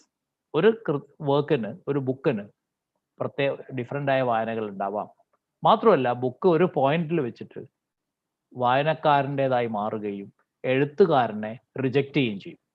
ഇതാണ് എൻ്റെ ആർഗ്യുമെൻ്റ് ഇതിൽ. So Barthes argues that the text gets liberated from the author and assign a new meaning or a new independent identity with which it further moves forward to the reader. Now we just wind up. Intertextuality പറഞ്ഞിട്ട് നമുക്ക് അവസാനിപ്പിക്കാം. ഇന്റർടെക്സ്റ്റുവാലിറ്റി എന്ന് പറഞ്ഞാൽ വളരെ simple ആയിട്ട് പറഞ്ഞാൽ ഒരു ടെക്സ്റ്റിൽ മറ്റൊരു ടെക്സ്റ്റിനെ പറ്റി റെഫറൻസ് വരുന്നതാണ് ഇന്റർടെക്സ്റ്റുവൽ എന്ന് പറയുന്നത്. അതെന്തും ആവാം. ഇപ്പോൾ പെഡ്രോ പനാമേനെ പറ്റിയിട്ട് അത് കഴിഞ്ഞ ദിവസം ചോദിക്കുകയും ചെയ്തിട്ടുണ്ട്. പെഡ്രോ പനാമേനെ പറ്റിയിട്ടാണ് കോമാല തുടങ്ങുന്നത്. ഈ NS മാധവന്റെ പ്രസിദ്ധമായ കഥയാണ് ഹീഗുറ്റ. മലയാളത്തിൽ എഴുതിയ ഏറ്റവും മികച്ച കഥകളിൽ ഒരു കഥയാണ് ഹീഗുറ്റ. ഹീഗുറ്റ തുടങ്ങുന്നത് പെനാൾട്ടി കിക്ക് കാത്തു നിൽക്കുന്ന ഗോളിയുടെ ഏകാന്തത എന്ന ഒരു നോവലിനെ പറ്റി പരാമർശിച്ചിട്ടാണ്. So that is intertextuality. ഞാനിപ്പോൾ ഒരു കഥ എഴുതുമ്പോൾ അതിൽ എഴുതുകയാണ് ഷേക്സ്പിയർ ഒതല്ലോ എന്ന് എഴുതി കഴിഞ്ഞാൽ ഇന്റർടെക്സ്റ്റുവാലിറ്റി, where I refer to a Shakespeare's play. So that is exactly the relationship between one text and the other is called intertextuality. ഈ പുതിയ സിനിമയിൽ ഒരു പഴയ പാട്ട് കാണിച്ച ഇന്റർടെക്സ്റ്റുവാലിറ്റി ആയി. ഒരു പഴയ പാട്ട് വീണ്ടും പ്ലേ ചെയ്യാണ് പുതിയ സിനിമയിൽ. അപ്പോൾ that is exactly that is what intertextuality is. അപ്പോൾ ഈ പെമീലേൻ്റെ കഥയോട് പറഞ്ഞാൽ അത് അവസാനിപ്പിക്കാം. പെമീല എന്ന് പറയുന്ന കഥ പറയാൻ സമയമില്ല, നമുക്ക് സമയം ഇന്ന് കുറച്ച് വൈകി പോയിട്ടുണ്ട്. പെമീല എന്ന് പറഞ്ഞാൽ സാമുവൽ റിച്ചാർഡ്സന്റെ ആദ്യത്തെ നോവലാണ്. ഇംഗ്ലണ്ടിൽ എഴുതപ്പെട്ട അല്ലെങ്കിൽ ഇംഗ്ലീഷിൽ എഴുതപ്പെട്ട ആദ്യകാല നോവലിലെ ഏറ്റവും പ്രധാനപ്പെട്ട by common consent Pamela is a first novel. ഇതിലെന്താ വെച്ചാൽ പെമീല വേർച്വസ് ആയിട്ടുള്ള ലേഡിയാണ്. പെമീലേന്റെ ലാൻഡ് ലോർഡായിട്ട് മിസ്റ്റർ ബി എന്നയാളെ പേര്. അയാൾ പല രീതിയിലും പെമീലേനെ അഡ്വാൻസ് ചെയ്യാൻ ശ്രമിക്കും. അതിലൊന്നും പെമീല വഴങ്ങാതെ പെമീല റെസിസ്റ്റ് ചെയ്ത് നോക്കും. അങ്ങനെ പെമീല എന്നാ പറഞ്ഞ ഹൗസ് മെയ്ഡിനെ ഈ മിസ്റ്റർ ബി കല്യാണം കഴിക്കും. നമ്മളെ നന്ദനം സ്റ്റോറി മോഡൽ ഏകദേശം. ഈ നന്ദനത്തിൽ ആ ഒരു അഡ്വാൻറ്റേജ് എടുക്കാൻ ഇയാൾ നോക്കുന്നില്ല എന്നുള്ള ഒഴിച്ചാൽ ഇത് അന്നത്തെ ഒരു എന്താ പറയുക പാട്രിയാക്കൽ സെറ്റപ്പിൽ ഈ നോവൽ പറ്റുന്നതായിരിക്കും. അപ്പോൾ ഉടനെ തന്നെ ഹെൻറി ഫീൽഡിംഗ് എന്ന് പറഞ്ഞാൽ ഇദ്ദേഹത്തിന്റെ കണ്ടംപററി ആയിട്ടുള്ള ആൾ ഷമീല എന്ന് പറഞ്ഞ നോവൽ എഴുതി. ഈ നോവൽ നേരെ തിരിച്ചിട്ടാണ്. ഒരു നല്ല ഒരു ആൺ കഥാപാത്രം, ആളുടെ പേര് എനിക്ക് ഓർമ്മ വിട്ടുപോയി. ഈ കഥാപാത്രത്തിനെ സെഡ്യൂസ് ചെയ്യാൻ വേണ്ടിയിട്ട് ഷമീല എന്ന് പറഞ്ഞൊരു സ്ത്രീ ഒരുമ്പട്ട് ഇറങ്ങും. മറ്റേത് നേരെ ഓപ്പോസിറ്റ്. അപ്പൊ ഇവിടെ ആണുങ്ങൾ നല്ല ആൾക്കാരും സ്ത്രീകൾ മോശക്കാരായി ചിത്രീകരിക്കുന്നു, മറ്റേതിൽ തിരിച്ചു ചിത്രീകരിക്കുന്നു. അപ്പൊ പെമീല എന്നുള്ള ടെക്സ്റ്റ് ഇല്ലായിരുന്നെങ്കിൽ ഷമീല എന്നുള്ള ടെക്സ്റ്റ് ഉണ്ടാവില്ല. സോ ഇനീഷ്യലി ഇംഗ്ലീഷ് നോവൽ തുടങ്ങുന്ന സമയത്ത് തന്നെ ഇത്തരം ഒരു കോൺഫ്ലിക്റ്റ് ഉണ്ട്. So this is the first example of intertextuality. പിന്നെ വേസ്റ്റ്ലാൻഡ് എക്സാമ്പിൾ എടുക്കുക, ഏറ്റവും നല്ല എക്സാമ്പിൾ ആണ്. വേസ്റ്റ്ലാൻഡിൽ ബൃഹദാരണ്യ ഉപനിഷത്ത് മുതൽ സംസ്കൃതത്തിനുള്ള കോട്ടുണ്ട്. ഏകദേശം 5 ഭാഷ ഉപയോഗിച്ചിട്ടുണ്ട് എലിയറ്റ് ഈ വേസ്റ്റ്ലാൻഡ് എന്നുള്ള ബുക്കിൽ. Latin, French, German, Sanskrit. അവസാനിക്കുന്നത് ഓം ശാന്തി ശാന്തി ശാന്തി എന്നാണ്. അങ്ങനെ ഒരുപാട് ഉപയോഗിക്കുന്നത്. അപ്പൊ ഇതൊക്കെ ഇന്റർടെക്സ്റ്റുവാലിറ്റി ആണ്. കാരണം ഒരു ടെക്സ്റ്റിനെ മറ്റൊരു വേസ്റ്റ്ലാൻഡ് ഒരു ടിപ്പിക്കൽ എക്സാമ്പിൾ ആണ്. കാരണം വേസ്റ്റ്ലാൻഡ് അയച്ച് എനിക്ക് തോന്നുന്നു ഏകദേശം 160-170 റെഫറൻസസ് ഉണ്ട് വ്യത്യസ്ത ടെക്സ്റ്റുകളിലേക്ക്, പല ടെക്സ്റ്റുകളിൽ പല കാലത്തെ. So this is a typical example of intertextuality. And Genette further argues about paratext, intertextuality, architextuality, metatextuality and hyper textuality. ഇതൊക്കെ ഞാൻ അവിടെ വിശദീകരിച്ചിട്ടുണ്ട്. പാരാടെക്സ്റ്റ് എന്ന് പറഞ്ഞാൽ preface, foreword, epit, foot note, ഇതൊക്കെ നമ്മൾ ഇതിനെ പറ്റിയിട്ട് എന്തെങ്കിലും അഡീഷണൽ ആയിട്ട് കൊടുക്കുന്ന ഇൻഫർമേഷൻ ആണ് പാരാടെക്സ്റ്റ്. ഇന്റർടെക്സ്റ്റുവൽ എന്ന് പറഞ്ഞാൽ റെഫറൻസ്, എക്കോ, കോട്ട്, സൈറ്റേഷൻ, മറ്റേതെങ്കിലും കൃതിയിൽ നിന്ന് നമ്മൾ എടുക്കുന്നതാണ് ഇന്റർടെക്സ്റ്റുവാലിറ്റി. ആർക്കിടെക്സ്റ്റുവാലിറ്റി എന്ന് പറഞ്ഞാൽ relationship of the text to other in the same genre. ഇപ്പോൾ ഒരു ട്രാജഡിയിൽ നിന്ന് വേറൊരു ട്രാജഡി എടുക്കുകയാണെങ്കിൽ, ഒരു കോമഡിയിൽ നിന്ന് മറ്റൊരു കോമഡി എടുക്കുകയാണെങ്കിൽ, ഒരു നോവലിൽ നിന്ന് വേറൊരു നോവൽ എടുക്കുകയാണെങ്കിൽ അതേ ജോണറിലുള്ള ഒരു എലിമെന്റ് ബോറോയിങ്ങിനെയാണ് ആർക്കിടെക്സ്റ്റുവാലിറ്റി എന്ന് പറയുന്നത്. മെറ്റാടെക്സ്റ്റുവാലിറ്റി എന്ന് പറഞ്ഞാൽ relationship of the text to critical commentaries. Critical ആയിട്ടുള്ള കമന്ററിയും ഒരു ടെക്സ്റ്റിനെയും കൂടി റിലേറ്റ് ചെയ്യുന്നതാണ്. അതായത് ഈ ടെക്സ്റ്റിനെ പറ്റിയിട്ട് ആധികാരികമായിട്ട് വരുന്ന കമന്റ്സിനെ നമ്മൾ ഇൻക്ലൂഡ് ചെയ്തിട്ട് രണ്ടും ചേർത്ത് വായിക്കുന്നതാണ് മെറ്റാടെക്സ്റ്റുവാലിറ്റി. സിനിമയും നിരൂപണവും വായിക്കും പോലെ ഉണ്ടാവും ഏകദേശം. Hyper textuality, the text that came after the original, അതാണ് ഹൈപ്പർ ടെക്സ്റ്റ് എന്ന് പറയുന്നത്. ഒരു ടെക്സ്റ്റ് ഉണ്ടായി, അതിനെ അനുകൂലിച്ച് അല്ലെ അതിനെ അനുവർത്തിച്ച് അല്ലെ അതിനെ ഏറ്റുപിടിച്ചുകൊണ്ട് മറ്റൊരു ടെക്സ്റ്റ് ഉണ്ടായി. പെമീലിയും ഷമീലിയും ആയിരുന്നു. അതിനാണ് ഹൈപ്പർ ടെക്സ്റ്റുവാലിറ്റി എന്ന് പറയുന്നത്. നമ്മളിപ്പോൾ ഹൈപ്പർ ടെക്സ്റ്റ് എന്നുള്ളത് കമ്പ്യൂട്ടർ ഉപയോഗിക്കുന്നവരാണ്, കോപ്പി ചെയ്യുന്ന ഒരു അവസ്ഥയ്ക്കാണ് ഈ ഹൈപ്പർ ടെക്സ്റ്റ് എന്നുള്ള വാക്കുകൊണ്ട് നമ്മൾ ഉദ്ദേശിക്കുന്നത്. And finally we come to reader. ഇപ്പോഴത്തെ കാലത്ത് റീഡറിന് ഭയങ്കര, നേരത്തെ ഓതർ ടെക്സ്റ്റ് റീഡർ എന്ന് പറയുമ്പോൾ ഓതറിനായിരുന്നു ആദ്യം പ്രാധാന്യം, പിന്നെ ബാത്തൊക്കെ വന്നപ്പോൾ ടെക്സ്റ്റിന് പ്രാധാന്യം വന്നു, മൂന്നാമത് റീഡറിന് പ്രാധാന്യം വന്നു. Reading has undergone a very drastic change. ഇതുവരെയാണ് ഞാൻ പറഞ്ഞ് അവസാനിപ്പിക്കുന്നത്. ഇന്നത്തെ കാലത്ത് റീഡറിന് ഭയങ്കരമായിട്ടുള്ള അധികാരങ്ങളാണ്. ഒന്ന്, ഈ ഡിജിറ്റൽ ഏജിന്റെ പ്രത്യേകതയാണ് പറയുന്നത്, ഇന്ററാക്റ്റീവ് ആണ്. ഓതറിന് ഒരു കൺട്രോളും ഇല്ല. ഞാനിപ്പോൾ ഒരു സാധനം, ഈ സാധനം ഞാൻ ടൈപ്പ് ചെയ്ത് ഇന്റർനെറ്റിൽ ഇട്ട് കഴിഞ്ഞാൽ പിന്നെ എനിക്കൊന്നും ചെയ്യാൻ കഴിയില്ല. നിങ്ങളത് ഇഷ്ടം പോലെ എടുത്ത് വ്യാഖ്യാനിക്കും. വേൾഡ് വൈഡ് വെബിൽ ഇട്ടാൽ ഓതറിന് യാതൊരു കൺട്രോളും അതിന് മുകളിലില്ല. അതായത് ഞാനിപ്പോൾ ഒരു പോസ്റ്റ് ഇട്ടാൽ പോലും ആ പോസ്റ്റിനെ ബേസ് ചെയ്തിട്ട് വരുന്ന ആയിരക്കണക്കിന് കമന്റുകൾ ഉണ്ടാവും. അപ്പൊ ഈ പോസ്റ്റ് പിന്നെ ആരും മറക്കുകയോ ഈ കമന്റുകൾ മാത്രം ശ്രദ്ധിക്കുകയും ചെയ്യും ആൾക്കാർ. അങ്ങനെ ഒറിജിനലിനേക്കാളും പ്രാധാന്യം എന്തിനു വരും? കമന്റിന് വരും. അങ്ങനത്തെ ഒരു കാലത്ത് നമ്മൾ ജീവിക്കുന്നു. നിങ്ങൾ ഫേസ്ബുക്കിൽ ഒരു ഫോട്ടോ ഉണ്ട്, പിന്നെ ഫോട്ടോ ആരും ശ്രദ്ധിക്കില്ല, പിന്നെ അതിന്റെ കമന്റ്സ് ആണ് ഫുൾ ആൾക്കാർ വായിക്കും എന്ന് പറഞ്ഞാൽ മതി. പിന്നെ മൾട്ടി മോഡൽ, അതായത് original hand writing, photographs, podcast, video, ഇങ്ങനെ പലതും. ഇപ്പോൾ ഉദാഹരണമായിട്ട് T.S. എലിയറ്റിന്റെ ടെക്സ്റ്റ് നിങ്ങളും ഞാനും വായിക്കുകയാണെങ്കിൽ നമ്മൾ പ്രിന്റ് ചെയ്ത ടെക്സ്റ്റാണ് വായിക്കുക. എന്നാൽ ഇന്ന് അതല്ല, പ്രിന്റ് ചെയ്ത ടെക്സ്റ്റിന് പകരം നമ്മൾ കയ്യെഴുത്ത് ഇടാൻ പറ്റും. അപ്പം ഞാൻ ഒരു പുതിയ മേഖലയിലേക്ക് പ്രവേശിക്കുകയാണ്. എൻ്റെ സ്വന്തം കൈയക്ഷരത്തിൽ എഴുതിയത് എനിക്ക് നെറ്റിൽ പോസ്റ്റ് ചെയ്യാം. എനിക്ക് എൻ്റെ ഫോട്ടോഗ്രാഫ് വയ്ക്കാം, എനിക്ക് എൻ്റെ ഓഡിയോ കൊടുക്കാം, എനിക്ക് വീഡിയോ, ഞാൻ തന്നെ സ്വന്തമായിട്ട് കവിത വായിക്കുന്നത് റെക്കോർഡ് ചെയ്തിട്ട് എനിക്ക് തന്നെ പോസ്റ്റ് ചെയ്യാം. ഇങ്ങനെ ഒരുപാട് ഓപ്ഷൻസ് ഇന്ന് അവൈലബിൾ ആണ്. ഇന്റർടെക്സ്ച്വൽ, അതായത് നിങ്ങൾക്ക് ഒരേ സമയത്ത് സ്ക്രീനിൽ 4 ടെക്സ്റ്റുകൾ തുറന്നു വയ്ക്കാം, അത് പറ്റുന്നുണ്ട്. ഫ്ലൂയിഡ് ടെക്സ്റ്റ്, ഏറ്റവും പ്രധാനപ്പെട്ടത്, പരീക്ഷയ്ക്ക് ചോദിക്കാൻ സാധ്യതയല്ല. ഫ്ലൂയിഡ് ടെക്സ്റ്റ് എന്ന് പറഞ്ഞാൽ A text that can be altered in there appearance. എപ്പോൾ വേണേൽ നമുക്ക് ഓൾട്ടർ ചെയ്യാൻ പറ്റും ടെക്സ്റ്റിനെ. അതായത് ഒരു ടെക്സ്റ്റിന് ഒരു സ്റ്റാറ്റിക് സ്വഭാവമില്ല. അതായത് ഇന്ന് ഞാൻ ഒരു സാധനം എഴുതി പോസ്റ്റ് ചെയ്തു, നാളെ എനിക്കത് മോഡിഫൈ ചെയ്യാം. പണ്ടത് പറ്റൂല, കാരണം പണ്ട് എഴുതി കഴിഞ്ഞ് പ്രിന്റർക്ക് കൊടുത്തു കഴിഞ്ഞാൽ അത് പ്രിന്റ് ചെയ്ത് കഴിഞ്ഞാൽ പിന്നെ അത് it is for ever, nobody can change it. ഇന്ന് അങ്ങനെയല്ല. എനിക്ക് എന്തൊരു സാധനം ഞാൻ എഴുതി, നാളെ തോന്നി ഈ വരി മാറ്റണം, ഞാൻ ആ വരി മാറ്റി അടുത്ത വേറൊരു വരി മോഡിഫൈ ചെയ്തിട്ടു, അല്ലെ ഒരു സാധനം അതിൽ ആഡ് ചെയ്തു, അല്ലെ ഒരു ചിത്രം വെച്ചു അതിൽ, അങ്ങനെയൊക്കെ എനിക്ക് ചെയ്യാൻ പറ്റും. So now you talk about a fluid text, a text which is never complete, a text which can be altered at any point of time. And finally we come to computer games.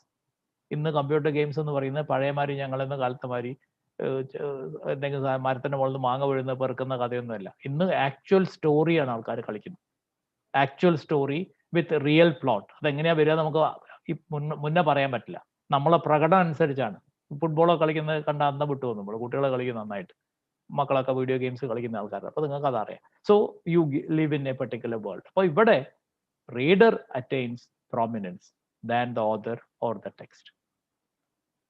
And coming back to my question and answer session, ഈ questions ഒക്കെ ഒന്ന് ശ്രദ്ധിക്കുക. ഈ questions നിങ്ങൾക്ക് answer അറിയെങ്കിൽ, I think all these questions have answers in my slides. So you can go back to my slides and find answers. If not, you can go to the text and find the answers. These are the questions I would like to post. You can take a screenshot immediately. Prem, are you there? I'm here. Yeah. Is it come? The questions come on YouTube. കേൾക്കുന്നുണ്ടോ? കേൾക്കുന്നുണ്ട്. യൂട്യൂബിൽ questions വന്നോ? Yeah, let's come. You can take a screenshot immediately because I have one more slide.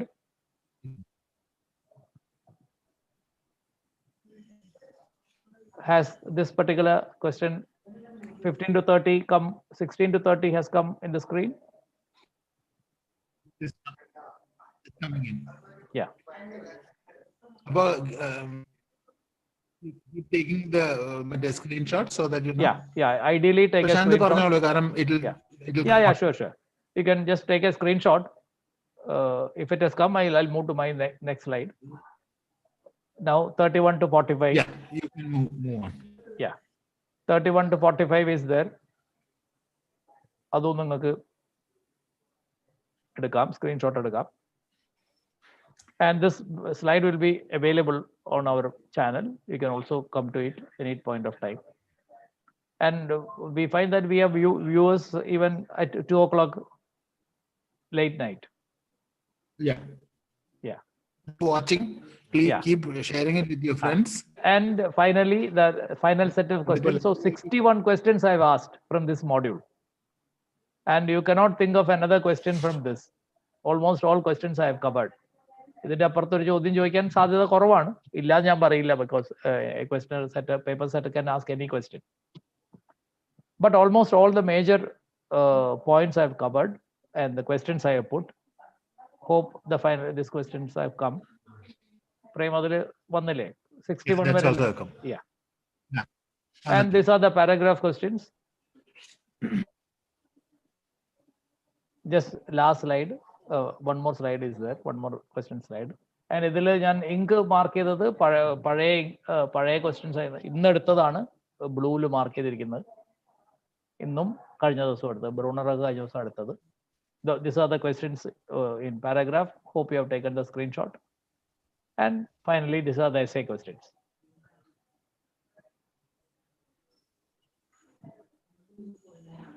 Essay vanno, Prem? Vanno. Yeah, these are the essay questions. You can also take a very quick screenshot. And finally,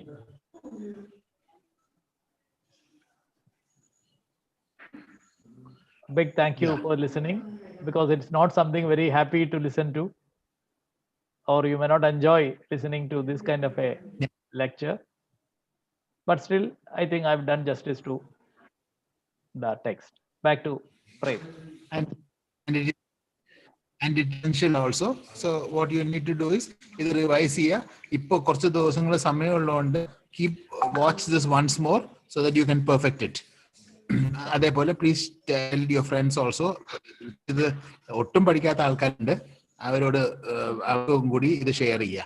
43 പേരെ live വന്നിട്ടുള്ളൂ, ബാക്കി കുറച്ച് പേര് English ആയിരിക്കുന്നു വിശ്വസിക്കുന്നു. Still പക്ഷെ 43 പോരാ. ഇത് BA ഇംഗ്ലീഷ് തന്നെ there are in about 100+ colleges. അതുകൊണ്ട് there are still lots more to more might watch it later. കാണുന്നവരുണ്ട്. Thanks for coming in to all of you. പേരുകളൊക്കെ ഇനി മെല്ലെ അടുത്ത തൊട്ട് നിങ്ങൾ വീണ്ടും പറയാം. So thank you once again. Big thanks to Dr. Prashant, Subin, and Noel Anthony. So with this we end. Thank you and good night. Thank you. Good night.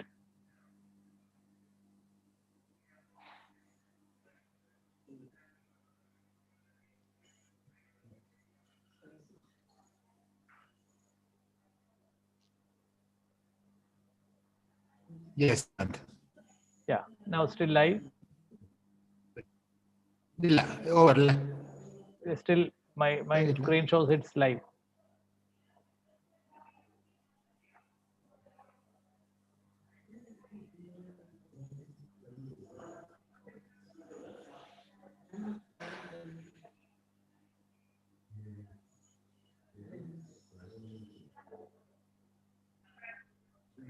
Okay, you can all. I'm not able to exit. Okay, so I'll leave. So thank you. Good night. Good night.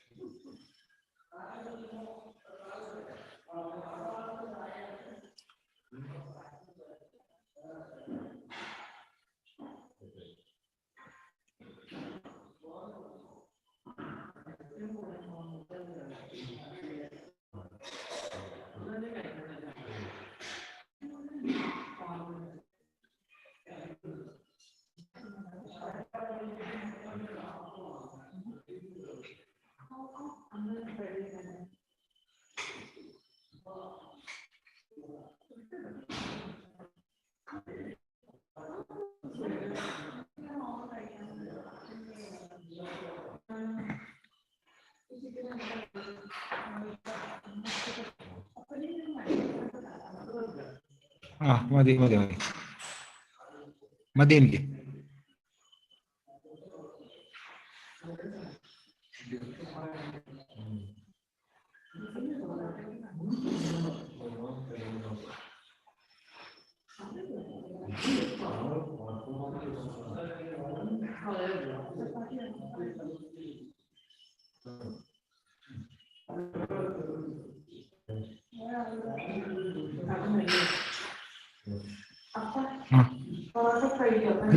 ഇല്ല കഴിഞ്ഞു.